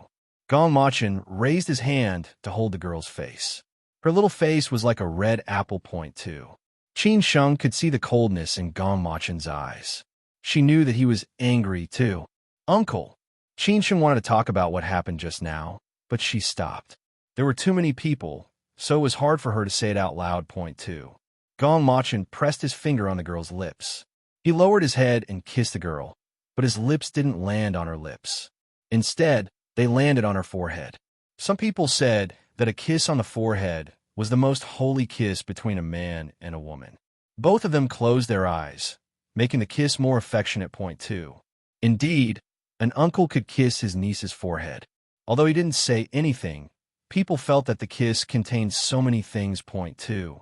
After a while, Gong Machin let go of Qin Sheng and strode off the stage. Point 2. Hearing the applause, Qin Sheng's face turned even redder, like a tomato. Point two. Well, the auction is over. She ran off the stage, quickly. Point two. Gong Machin looked at the flustered little woman and shook his head helplessly. Just one kiss, and she was already so flustered. If they were to get married in the future, too. Suddenly, his heart turned cold. Would that day ever come between them? The poison in his body, too. Threads of pain coursed through his heart. Point two. Qin Sheng pulled Chu Xia out of the banquet hall. Hurry up and wash your face with me. My face is so hot, too. Puffed. It was just a kiss on the forehead. Do you have to go that far? Chu Xia asked. Point two. But he has never kissed me in front of so many people.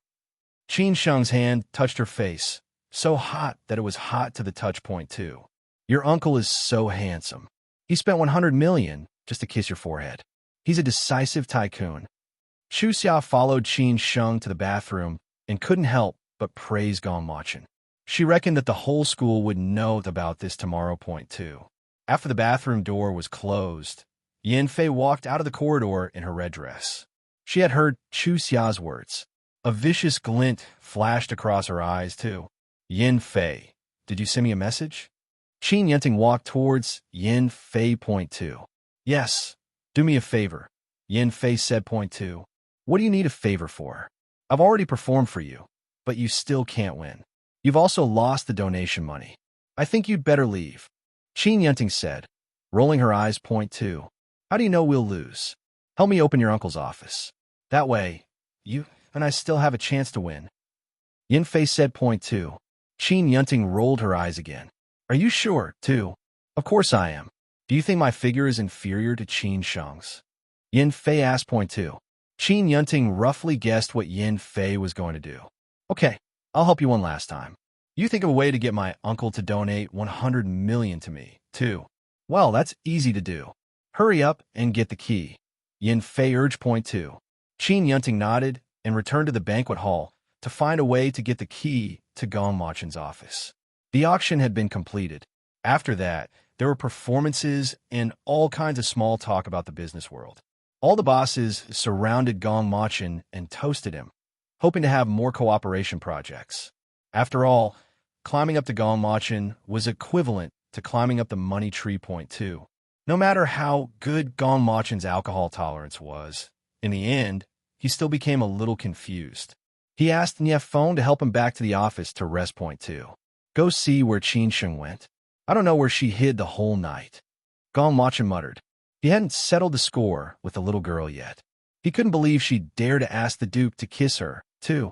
Nief Feng followed the order to find Qin Sheng, and the office door was closed by a woman's hand.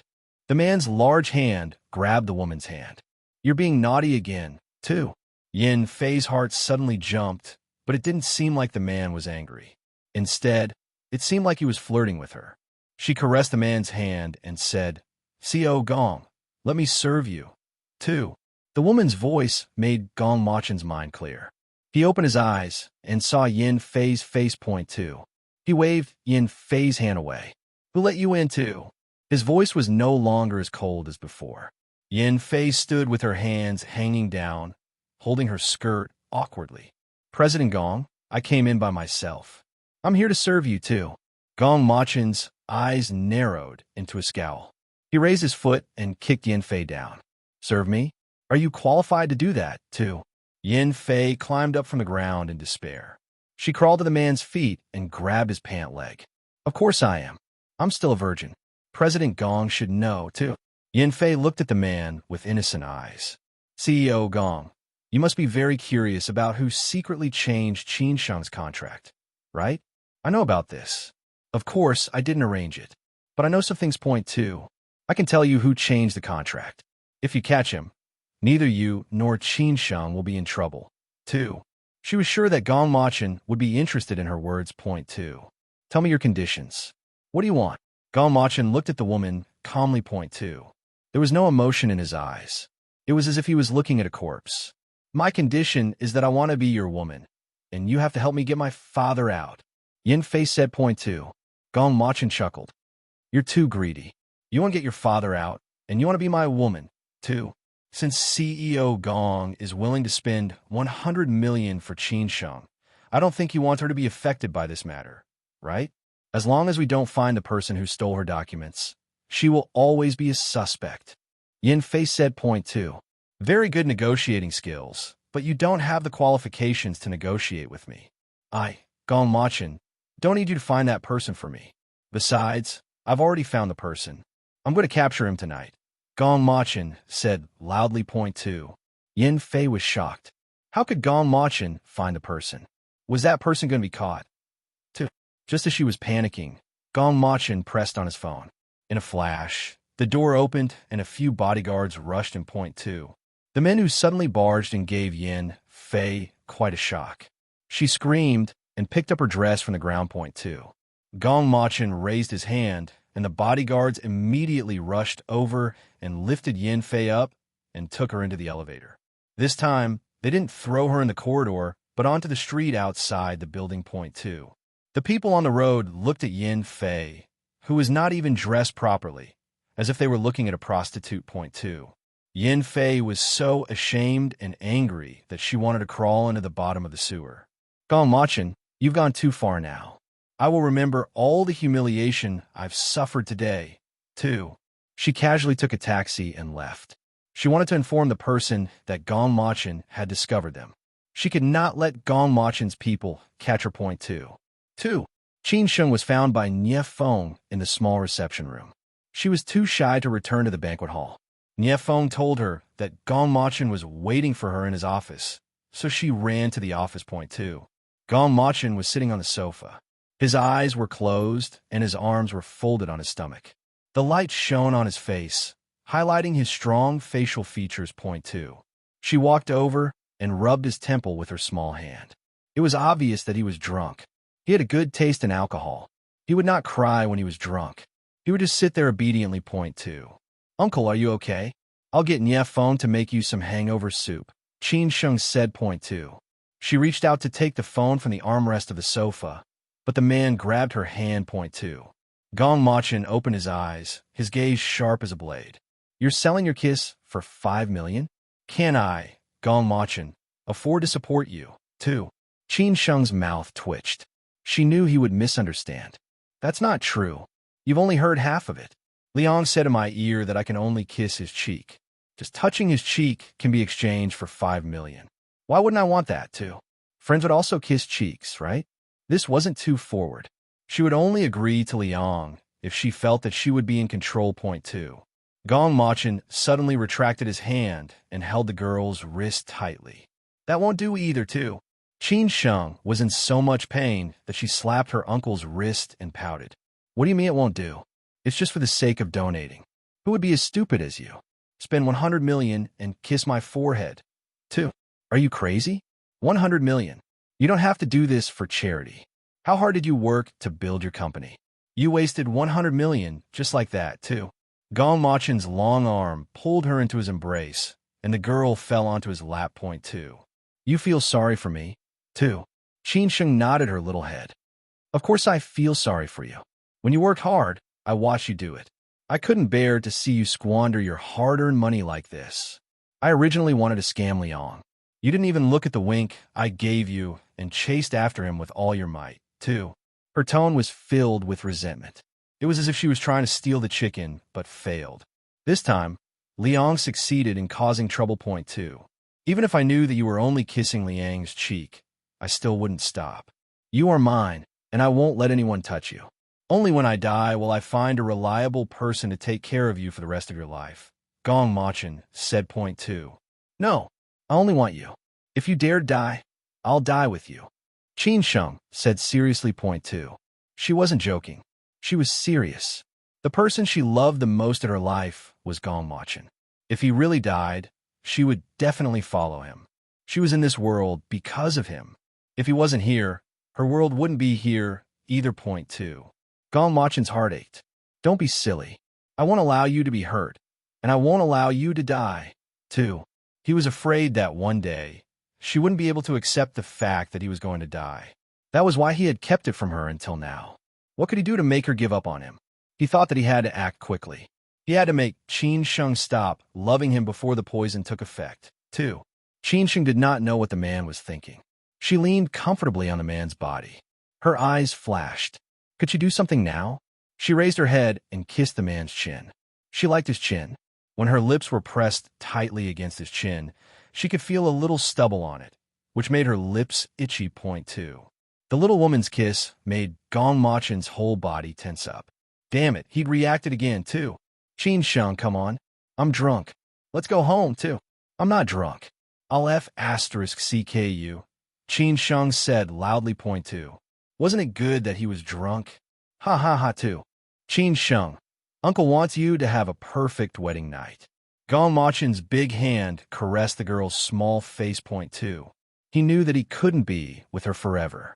He hoped that she would have a perfect marriage. He had been struggling to be the closest to her, but he didn't want to hurt her. Qin Sheng's eyes closed slightly, and she sighed in frustration. Everyone wanted a perfect wedding night. She also hoped that she would have one. She loved this man too much. Point two. Before she could finish hesitating, the man's phone rang. Gong Machin picked up the phone and answered the call. President, we've tracked the location and have the person under surveillance. I'll send the address to you.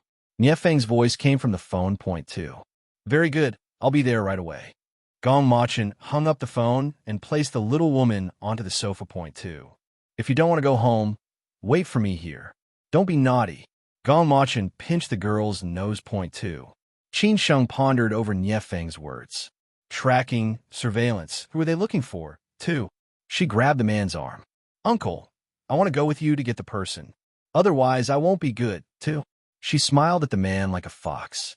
He knew how much trouble she could cause. Point two. Gong Machin held Qin Sheng's hand. You can come, but you must stay in the car. Don't get out, too.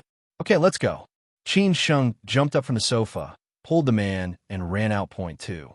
It didn't look like Gong Machin was taking her, but more like she was taking him. Point two. We're going the wrong direction. Go to the backyard. Gong Machin was speechless. This hothead didn't know anything and just ran around. Point two. Qin Sheng quickly turned around and ran back. She was too curious about who Gong Machin was going to catch. Point two. When she reached the backyard, she saw rows and rows of vehicles. All of them were SUVs. The imposing sight was so spectacular. They could be used for a battle, too. She sat beside Gong Machin and looked out of the window. One after another, the cars drove out of the courtyard. Very soon, they started to drive on the quiet street outside the office building. Point two. The speed of the car was too fast. Qin Sheng only saw the street lights flashing by the window. Not long after that, they drove to a place filled with bungalows and old buildings. Point two. Qin Sheng did not know this place. She had always lived in the wealthy district with Gong Machin and had never been to the civilian district. Suddenly, there were so many high-end luxury cars on the street. The people on the road and in the houses all ran over to watch. The bodyguards who got out of the cars surrounded a bunch of bungalows. Point two. Gong Machin instructed Qin Sheng not to move and strode out. Point two. The nobleman walked into the bungalow with a strong posture. He was a stark contrast to the shabbiness here. Many people could not help but look at Gong Machin's feet. They were afraid that the ground here would dirty his shoes. Point two. A group of people rushed into a bungalow. The armed men quickly controlled the people inside and pressed them against the wall. What right do you have to arrest me? Let me go. A man shouted. Point two. Gong Machin walked into the room, making the atmosphere uneasy. Point two. Don't you know why I'm arresting you? Stop pretending. Beat him up. Nie Feng ordered. Point two. Two people walked over and hit the man's leg with electric batons. Point two. The man's screams rushed out of his mouth. Point two. Don't hit him. Third young master, please don't hit him. The woman was so anxious that she wanted to jump off the bed, but her legs were broken. She couldn't walk and fell to the ground. Point two. She crawled to Gong Machin's feet and grabbed the man's pant leg, begging. Point two. Nie Feng pulled the woman away. Qiu Hui, how dare you make your boyfriend do such a thing, too? Qiu Hui was stunned. What? Brother Nie Feng, what did you say, too? Are you not going to admit it? You made your boyfriend secretly change the contract in Miss Qin's hand, trying to make Miss Qin get caught. You're courting death. Nie Feng said. Point two. No, I didn't ask my boyfriend to do such a thing. You're mistaken. Qiu Hui quickly said. Point two. Qiu Hui, don't beg them. They deserve to die, too. Qingyi, did you do it or not? Tell me. Qiu Hui looked at her man, nervously. Point two. I didn't do it. I didn't do it. Cheng Yi shouted point two. What did Yin Fei say to you just now? Gong Machin asked coldly point two. Cheng Yi's body suddenly trembled. Who? I don't know. No one came, too. No one came, but we followed Yin Fei here, Niefeng said to Cheng Yi point two. Gong Machin was sure that Yin Fei had something to do with this. He deliberately let Yin Fei know, so that she would be afraid and would inform the person who'd changed the contract. When Yin Fei took a taxi, their people followed Yin Fei and found this place point two. Niefeng, he's talking nonsense, Gong Machin said point two. Niefeng nodded. Yes. He turned to look at his men. Take him away and send him directly to the embassy. Let the embassy deal with him, too. No, you can't arrest Cheng Yi, Xiao Hui shouted. She pulled her man's leg to prevent him from being taken away point two. Niefeng waved Xiao Hui's hand away. Stop shouting. I'll send the video to your phone. See for yourself. Back then, third young master spared your life.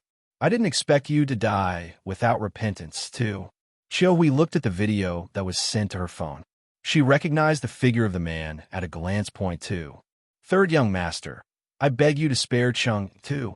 Did you really do it, Xiao Hui? Qin Sheng walked into the room. Her eyes looked around. The whole room was small and simple. The damp smell was very unpleasant. However, she didn't expect that it was Xiao Hui and her boyfriend who'd harmed her point two. Miss Qin Sheng, please talk to third young master and tell him to spare Cheng Yi. Xiao Hui crawled to Qin Sheng's feet point two. Gong Machin pulled Qin Sheng to his side and said coldly, Tell me who told you to do this. No one asked us to do it. You're the ones who framed me. Cheng Yi shouted point two. Gong Machin's lips curled into a cold smile. He waved his hand, and the bodyguard escorted Cheng Yi out of the room. Qin Sheng looked at the cold smile on Gong Machin's face. She knew that this was the rhythm of his rage. He would not speak when he was angry, but would sneer instead. That was the attitude that could take a person's life point two. She was just about to talk to Xiao Hui when Gong Machin's long arm pulled her into his arms and brought her out of the room point two. Third young master, please spare Cheng Yi too. Xiao Hui's cries could be heard from behind Qin Sheng. Qin Sheng's small hand grabbed the man's collar. Uncle, did Cheng Yi really do it too?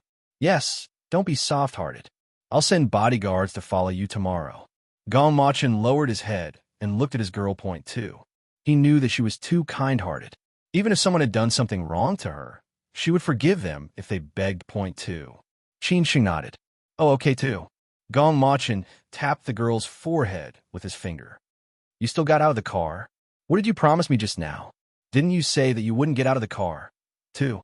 Qin Sheng rubbed her forehead. Maybe I wanted to see you being tall and mighty, too. She spoke in an obedient tone point two. Gong Machin snorted. So you're saying I'm big and mighty, too?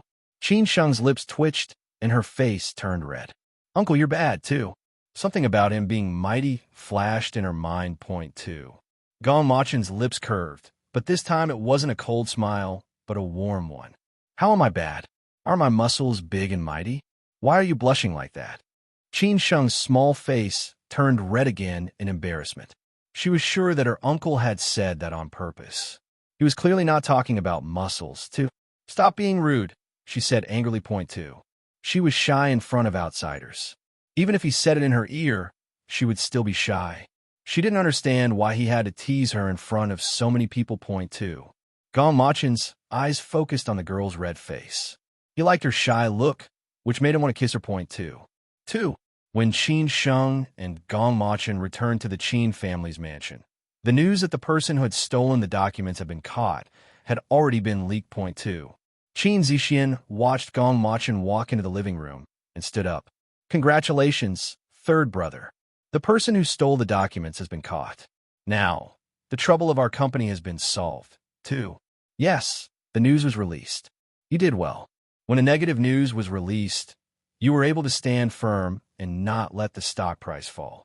Now that the positive news has been released, any increase in the stock price will be a gain. Qin Zhe praised Gong Machin point two. The only regret was that this child was not his biological son, and this child's wisdom far exceeded that of his second son, Qin Zirwei. If there was anyone who could be compared to Gong Machin, He thought that only his eldest son could do it. Point 2. Thinking of his eldest son, who died young, he could not help but look at Qin Sheng. In his old and cloudy eyes, there was a touch of resentment mixed with a touch of pity. He watched her grow up day by day with a conflicted mood. Point 2. Godfather, you flatter me. The matter of the changing the documents can be settled, but I want to investigate the matter of Yin Fei sneaking into my office tonight. Gong Machin pulled Qin Sheng's hand and sat on the sofa with her. Point 2.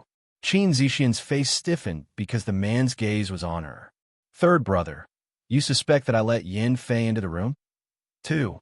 Only you and Nie Feng have the key to my office. When I go out, Nie Feng locks the door. 2. The man's words made Qin Zixian's heart skip a beat. Clearly, she was the biggest suspect. 2. I didn't do it. I was in the banquet hall during the charity banquet and never went out. Everyone can testify for me. Besides, how could I let Yin Fei in, too? Qin Zixian explained and paused. She wanted to say that with her selfishness towards Gong Machin, she wouldn't let a woman enter Gong Machin's office to snatch the man she loved. However, these words were swallowed by her. Her prideful temper didn't allow her to admit who she had a crush on, even though this was a secret that everyone knew. Point 2. Where did you put your key? Could it have been stolen? Yifan was anxious for her daughter. Gong Machin's rules were very strict. She was afraid that Qin Zixian would anger Gong Machin because of this matter. Point 2. The key is in my bag. I always carry it with me. Qin Zixian pulled her handbag in her lap and took out the key. Point 2. Nie Feng walked over. Fourth miss, please give me the key. I'll go check for fingerprints. 2. Qin Zixian handed it to Nie Feng without hesitation. However, her eyes looked at Qin Yunting. When Qin Yunting heard about the fingerprint test, her face turned pale. Point 2. Then let's wait for the result of the fingerprint test. Whoever stole the key must be severely punished. Qin Zhe flew into a rage. Point 2. Gong Machin's office was filled with confidential business documents. If these were stolen, the loss would be huge. Master, don't be angry.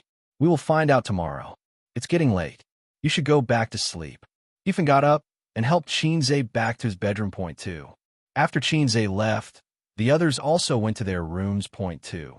Although Yifan and Qin Zhe were husband and wife, they each had their own rooms. Only when the old man was happy was she allowed to enter his bedroom. However, she could not stay overnight and could only wait for him to wash up before leaving. Point 2. The old man would go to her bedroom if he wanted to solve any physiological problems, but he would not stay overnight either. Yifan's gaze landed on the family photo on the dressing table. There were photos of a family of 3.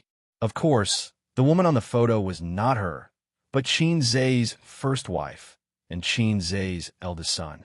They were a family, and she was just an outsider, even though she had accompanied Qin Zhe for decades. Point 2. Master, I think Machin's feelings for Qin Sheng are getting more and more serious. I'm afraid Zixian's chances will get smaller and smaller. She waited on Qin Zhe to take a bath. Point 2. Qin Zhe sat in the bathtub and massaged the waves as he closed his eyes. After a while, he said, Machin has his own limits, too. Yifan's lips twitched awkwardly. Master, it's not that I'm biased towards my own daughter. Qin Sheng is actually a girl of the Qin family. Whoever marries Machin, Machin will be the son-in-law of the Qin family. Point 2. However, Master, if Machin really gets together with Qin Sheng, not only will he be your grandson-in-law, he will also be the grandson-in-law of Qin Sheng's grandfather's family. If Machin really turns against the Qin family and accepts Qin Sheng's grandfather, think about what could happen too. Don't forget, after Qin Sheng's mother died, what did Qin Sheng's grandfather say? He said that he wouldn't leave a living person in the Qin family. 2. Qin Zhe's eyes suddenly opened. But he didn't succeed, even after all these years, too. But still, we need to tread carefully here. We can't let the power slip from our hands, too. Qin Sheng is a child of my Qin family. Machin is my adopted son, too. Qin Zhe's aged voice rang out, stopping Yifan's words. Point 2. Yifan's lips twitched awkwardly. Qin Zhe's words were very clear.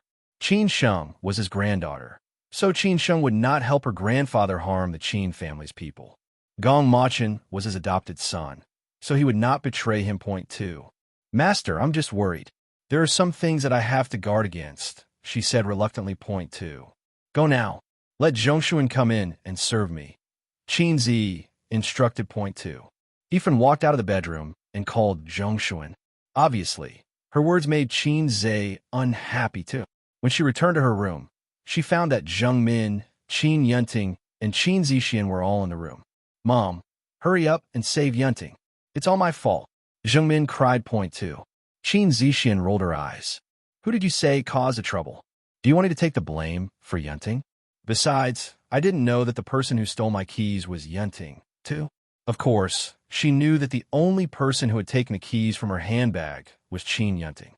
She had thought of it when she handed the keys to Nie Feng, but now she had to play dumb and not admit it. Point 2. Auntie, it's good to hand over the key. But how will Uncle deal with our Yunting? She's your biological niece. Zheng Min complained. Point 2. Don't make it sound like I hurt Yunting. I didn't make her steal the key. She actually let Yin Fei go in to seduce third brother. To think that she could do that. Is she really from the Qin family? Qin Zixian became angrier as she spoke. Was she deliberately trying to steal her man? 2. In the end, Auntie is angry that Yunting helped Yin Fei seduce Uncle. You can't seduce him, but you won't let others try? Are you really going to give it to Qin Sheng? Zheng Min's mouth was not to be trifled with. Point 2. What did you say? Qin Zixian was so angry that her delicate eyebrows dropped into a scowl. Point 2. Enough. Enough. Why are the two of you quarreling? Are you still a family? Yunting is indeed wrong. Why are you helping an outsider snatch your uncle away? Ethan complained to Qin Yunting. Point 2. Mom, think about how to save Yunting first. Zheng Min urged. Point 2. Ethan nodded. I do want to save her, but it's hard to explain to Machin. He will definitely pursue the matter once the fingerprints are found. She paused for a moment. Young Ting, come with me. We'll go and apologize to your uncle. 2. Grandma, I'm afraid. Qin Yunting's voice trembled uncontrollably. Point 2. What are you afraid of? With Grandma around, this matter will be made clear. He has to consider his many years of friendship. If he goes dark, I'm afraid there will be no end to it, too. Ethan grabbed Qin Yunting's hand and walked out of the room. In the corridor, she saw Liang walking into Qin Sheng's room from afar. Mom, look, Duke Liang went to Qin Sheng's room again. That little B***TCH really hooks one after another. Zheng Min growled in a low voice. Point 2. Don't worry about him. We have to save Yunting first. Ethan said as she led Zheng Min and Qin Yunting to Gong Machin's room. Point 2. 2. Qin Sheng looked at the man who had barged in gloomily. F***CK. Don't you know how to knock? How did you get in anyway? 2. Oh my god. She was wearing a bathrobe too. Liang raised his hand and waved the thing in his hand. Where can I not enter with this? 2. The universal key? There really is such a thing. Qin Sheng looked at the strange thing in surprise. Point 2. Of course there is. The person who stole the documents has been caught. Congratulations. You have finally cleared your name. Liang reached out and touched the girl's little face. Point 2. I didn't commit a crime in the first place. Qin Sheng waved the man's hand away. Point 2. I mean, you have washed your face. Liang stared at the woman with a bewitching look. Point 2. The corner of Qin Sheng's lips twitched.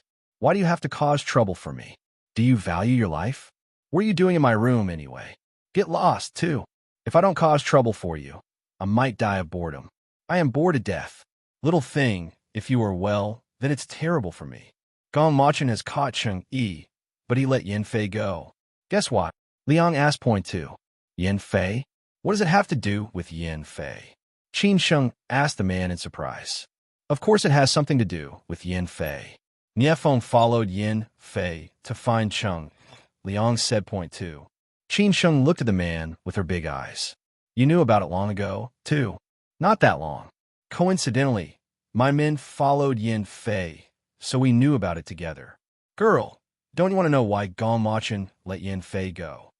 Liang asked. Point 2. Qin Sheng pursed her lips. I don't want to know. My uncle let her go for a reason. Are you leaving or not? If not, I'll call Nie Feng, too. You trust him so much?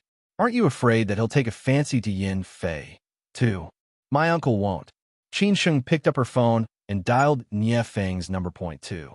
Liang grabbed the girl's hand and hung up the phone. There's no need to call him. I'm tired after a long day, and I'm just about to go back to my room to rest.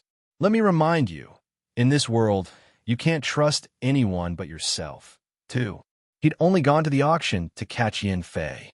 However, Gong Machin was one step ahead of him, which really made him depressed. Point 2. Qin Sheng closed the door with force. She hated Liang to death. She didn't want to suspect her uncle, so she went to bed without a care in the world. Point 2. 2. Yin Fei sat in her bedroom. She was angry when she thought of her mother and brother complaining that she didn't hook up with Gong Machin. How had it come to this, too? She told Cheng Yi to run quickly and not to say anything he shouldn't have. In the end, she found that there were people surrounding the bungalow. Fortunately, she was smart enough to rushing into an abandoned small courtyard. She waited for Gong Machin's men to leave before she ran home.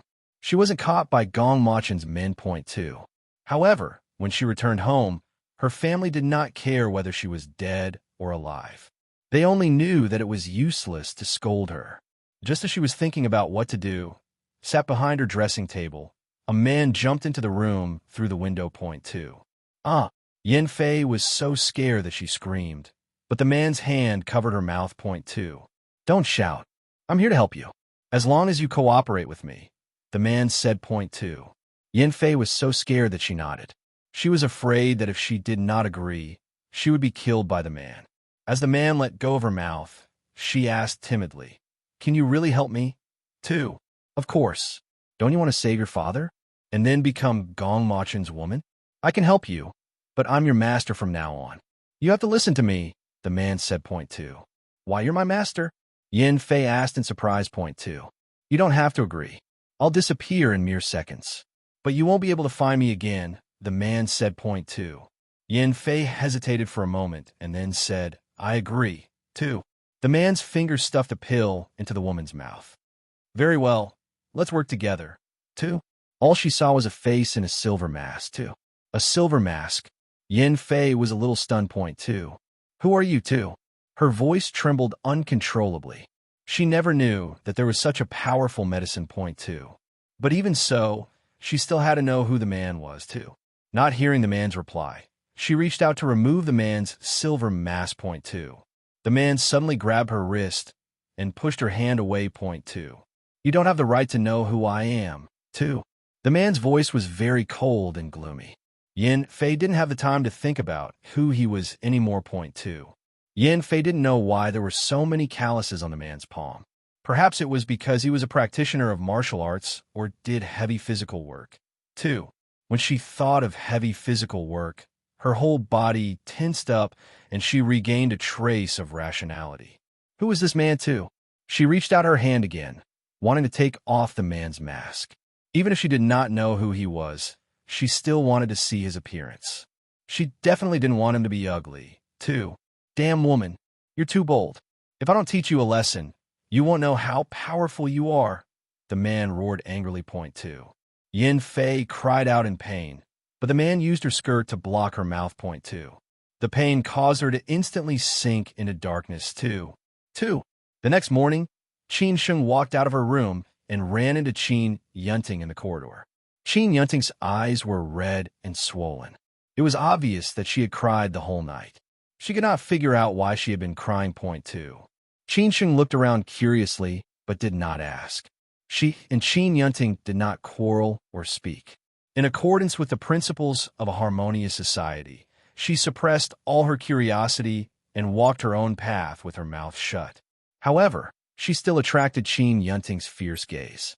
If her gaze could kill, Qin Sheng would have died hundreds of times. Point 2.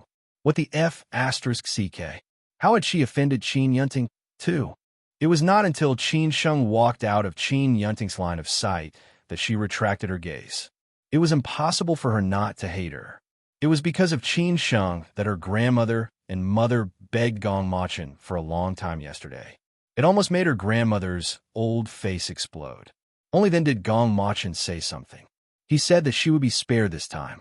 But if she did something that hurt Qin Sheng again, she would be kicked out of the Qin family. He Fun and Zheng Min had left gratefully. They felt that they had finally settled the matter. However, no one knew what Qin Yunting had been worrying about the whole night.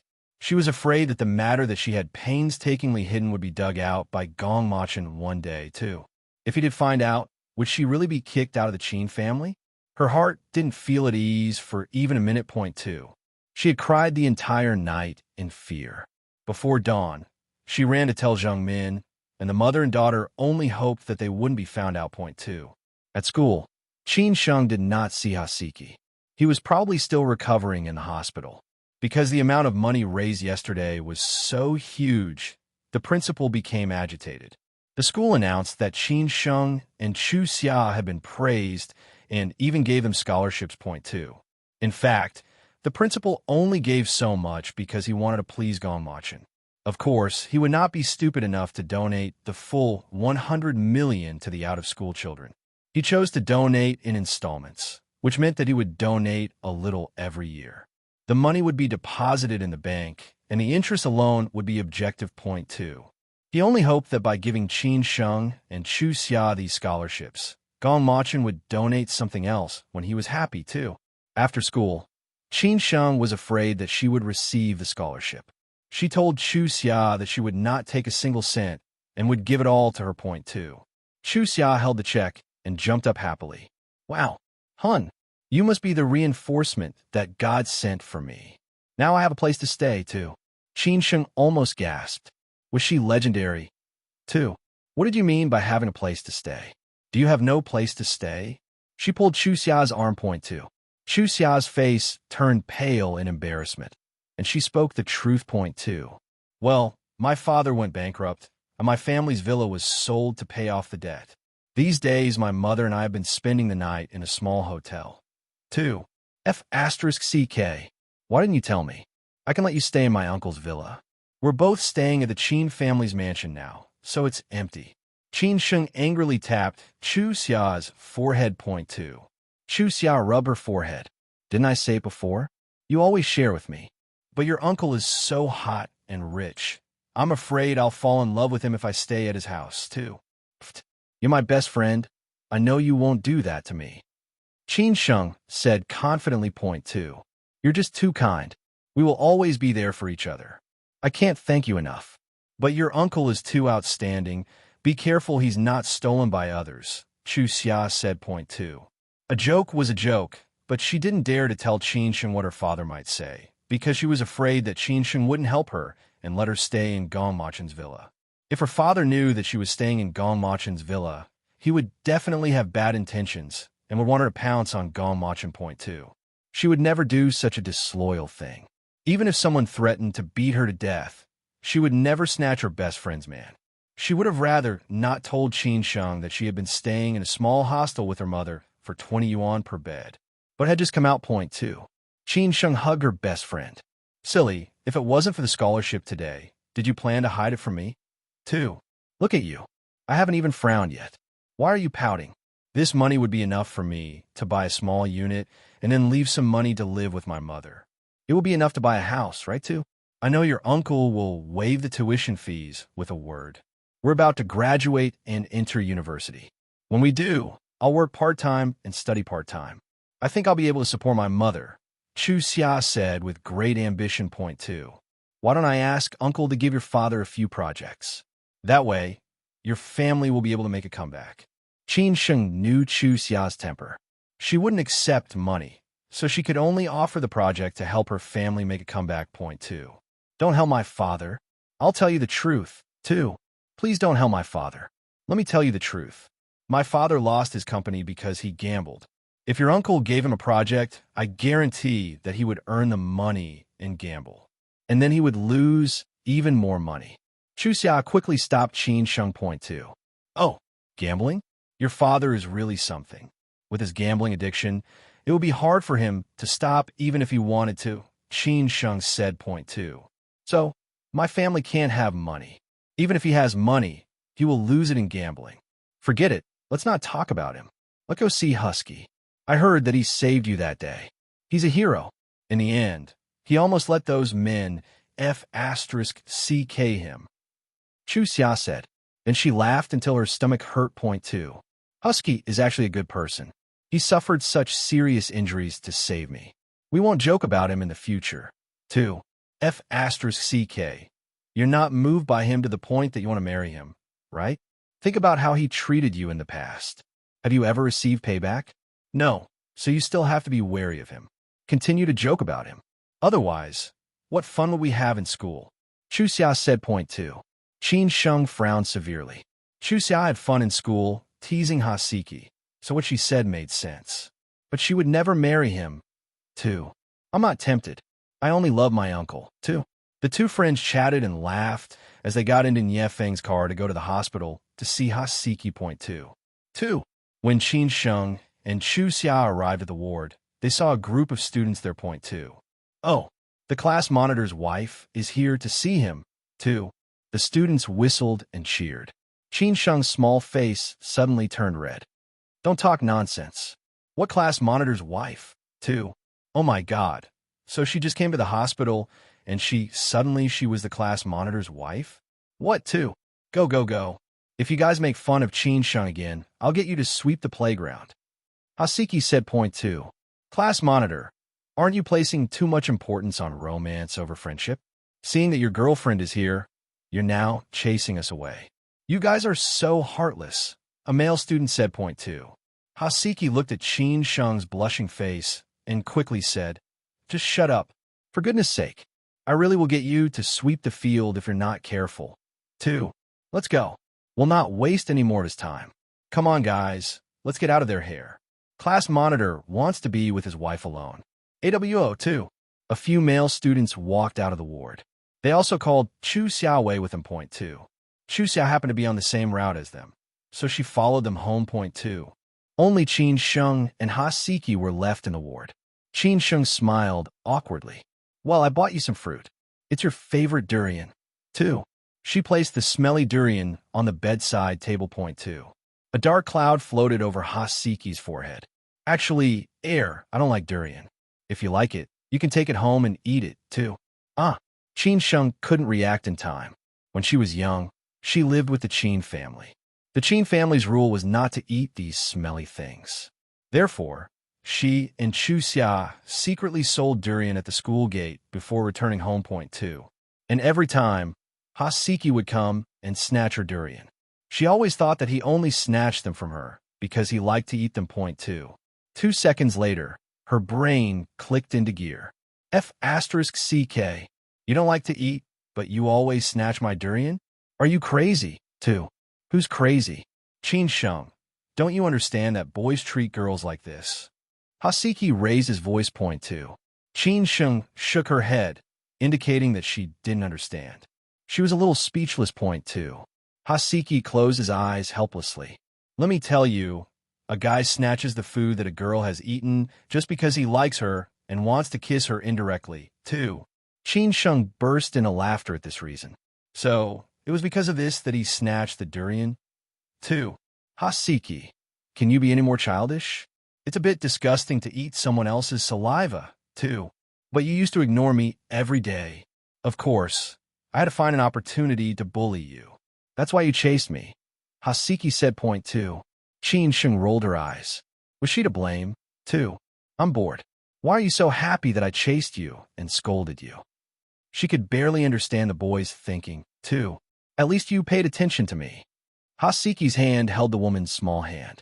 I'm sorry that I was the one who made problems for you in the past. I won't do it again in the future. I really like you, too. Qin Sheng pulled back her hand.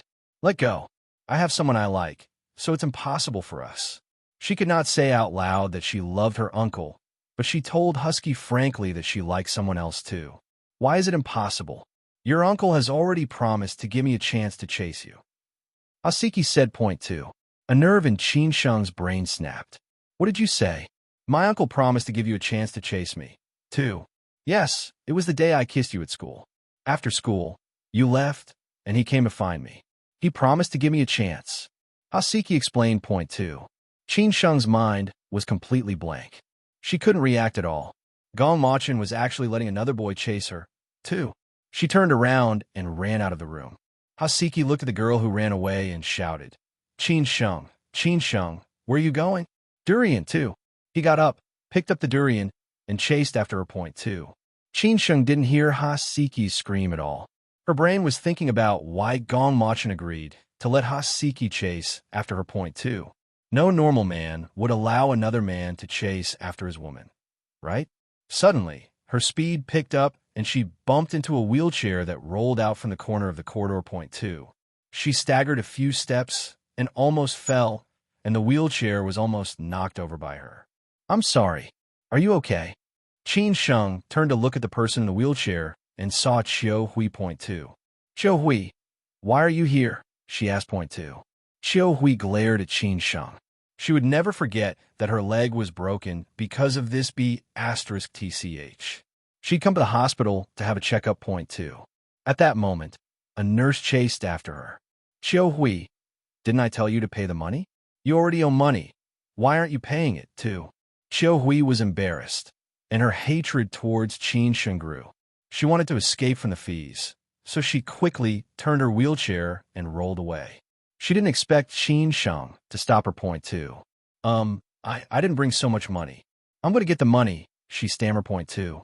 I didn't think there was an ATM. Where are you going to get the money? Let me tell you, if you don't pay the money you owe, don't come to the hospital ever again. Seriously, you don't have much money and you still owe. The nurse complained point two. How much does she owe the hospital? I'll pay for her, said Qin Sheng point two. ULL pay for her? That's great. She owes 1,000 yuan. Give it to me. The nurse reached out for the money point two. No, I don't want your fake kindness. My leg was broken because of you. Even if I never see a doctor again, I don't want your money. Chiu Hui shouted angrily point two. Hey, patient, why are you like this? Do you really not want to give our hospital money? I'll call the police to arrest you. The nurse was not taking it lightly point two. Qin Sheng handed a card to the nurse. Take my card and use it, too. The nurse took the card and mumbled as she walked towards the cashier to pay the bill. Qin Sheng, I won't be grateful to you. You owe me this. Also, third young master has captured Cheng Yi because of you. You have to let him out. Chiu Hui thought of Cheng Yi. She suddenly grabbed Qin Sheng's arm and pulled her down. She took out a fruit knife from her bag and pressed it against Qin Sheng's neck point two. Let go of Qin Sheng, too. Following the man's shout, Chiu Hui's knife had yet to steady itself when it was bashed by a hard object with thorns point two. Kahui was in so much pain that she touched her head and face. Hasiki took this opportunity to pull Qin Sheng into his arms point two. Damn it, Chiu Hui, you have done so many evil things, and you still dare to harm Qin Sheng. Hasiki shouted at Chiu Hui point two. Chiu Hui smelled the pungent stench and looked at the broken durian on the ground. Only then did she know that the thing that had cut her was a durian point two. Her face and head had been pierced by the durian. Blood flowed from the holes and formed streaks of blood on her face, making her look especially terrifying point two. What did I do against Qin Sheng? I did nothing against the heaven, she asked unwillingly. She wiped the blood on her face with her hand, smudging it all over herself point two. Many people were attracted to this woman with a face full of blood and surrounded her to watch what was going on point two. You still dare to deny? Don't think that I don't know what you and Qin Yunting did. I know everything that happened since you two broke the vase and framed Qin Sheng when you were young. Do you want me to say everything? Hasiki said point two. Your leg was broken because of me, but don't forget that you stabbed me with a needle. I spilled soup all over the Duke's body and scalded him point two. Chiu Hui, you stabbed me with a needle and framed me. How am I going to settle the score with you? And what you and Qin Yunting did to me through the years. If you tell my uncle finds out everything, guess what he will do to you? Qin Sheng said to Chiu Hui point two. But it was all done by Miss Yunting.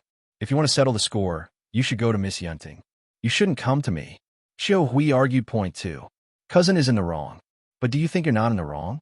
You stabbed me with your own hands. Your sin is greater than hers. Qin Sheng said point two. No matter how much Chiu Hui tried to argue, she couldn't find a single word to justify herself. But this has nothing to do with Cheng Yi.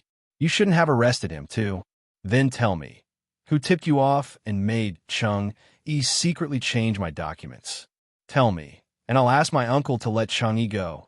Qin Sheng said point two. She believed that Cheng Yi must have been ordered by someone. Otherwise, how would he know it was a blue folder? Chiu Hui's face turned pale. How would she dare to say who was the one who'd ordered Chang'e? Both their lives could be on the line, too. Let your uncle release him first, and then I'll tell you who ordered us, she bargained. Point two.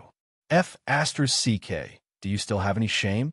You still want to threaten Qin Sheng at this time? Qin Sheng, we're leaving. Her man offended the people of the embassy. Let her man die. Haseki could not stand it anymore. If he did not see that Chiu Hui was already crippled, he would definitely have crippled her, too. He pulled Qin Sheng and walked out of the hospital gate. Walking out of the hospital gate, Qin Sheng looked at the man who was still wrapped in bandages. She couldn't bear it. Thank you for saving me again. If you hadn't rushed over in time, Chiu Hui's knife would have pressed against my neck, too. It was nothing. It's such a pity about the durian, though. I'll buy a new one for you. Haseki's gaze landed on the fruit stall at the hospital gate. Point two. No need. I'll buy you whatever you like to eat, Qin Sheng said. Point two. However, the man ignored her suggestion and bought a durian anyway. Point two. There's a bench here. Let's sit here and eat. I thought your family doesn't allow you to eat these smelly things, too. He pulled Qin Sheng to sit on the bench and handed the durian to the little woman beside him. Point two. I don't know why you like to eat these things. It smells bad, just like your bad temper, too. Qin Sheng almost choked on the durian. This man was always bold. He praised her as if he was scolding her. Point two. Hey, why are you eating? Didn't you say it stinks? He glared at the girl who was eating the durian in big bites. Point two. My turn. I'm used to paying you back. Maybe I can get that kiss after all. Haseki took the durian in Qin Sheng's hand and ate it. Point two. Hey, my durian. Don't eat my leftovers. Qin Sheng's little face was red, especially after Haseki had said that he was kissing her indirectly by eating her leftovers. She could not look straight at the man eating her leftovers. Point two. Why not? It's so sweet and tastes good. Haseki smiled evilly. The little woman's cheeks looked really good when they were puffed up. Point two. Qin Sheng raised her hand to hit Haseki on the head. Suddenly, her eyes swept across the scene in the hospital. Someone had grabbed Chiu Hui from the wheelchair and thrown her into a car. Because she was sitting on the bench at the entrance of the hospital, from her angle, she could see the inside of the hospital through the fence. Point two. Oh no, Chiu Hui has been captured. She got up and was about to run to the hospital. Point two. Haseki grabbed Qin Sheng's arm. What are you going to do? Aren't you afraid that they will capture you too? But if they take Chiu Hui away, no one will know who ordered Chang'e to do it. Qin Sheng explained. Point two. Wait here, I'll go. Haseki ran to the car that Chiu Hui had been dragged into. Point two.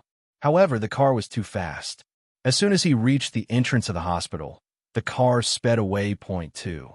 There was another car that rushed out after the first car. The car window was down, and the evildoer inside shouted at Qin Sheng and Haseki, "Get in the car, too." Qin Sheng immediately followed Haseki into the car. Liang, why are you here? To treat the wound on your little lipstick? Your little pee-pee. She was really surprised to see the Duke. Point two. Liang's lips twitched. Fortunately, Haseki looked confused. Otherwise, he would have known his size, too. What do you think I've been doing all day? I'm arresting people for you. Just you wait. I will dig out the person who ordered Chang'e to do it for you today, too. He had waited for so many days, waiting for the other party to make a move. This was the only way to force Chiu Hui to tell the truth. Hurry up and chase her. Otherwise, she'll get away. Qin Sheng urged Liang too. Don't worry. She has to be a little scared. Otherwise, why would she willingly tell us who ordered her to do it? Liang said leisurely. Point two. Who is the person who caught Chiu Hui? Qin Sheng asked. Point two. Don't worry. You will know in a while. Think about how you will thank me for catching the person who hurt you. Liang reached out his hand and hooked the girl's chin with his finger. Point two. Qin Sheng raised her hand and waved Liang away. Whether you help or not, without you, my uncle will still be able to catch her. 2. I told you not to trust anyone. You won't change, Liang said. Point two. Qin Sheng's heart sank. Why had her uncle agreed to let Haseki pursue her? Her heart twisted in pain again. Point two. In the car in front, Chiu Hui looked nervously at the people around her. Why did you catch me? 2. To save you from saying things you shouldn't say. A burly man said. Point two. I won't say anything. Please let me go. Chill, we beg. Point 2. No. Then why were you with Qin Sheng just now? Behave yourself. When I send you on your way, I won't make you suffer. Much, too. No, H2.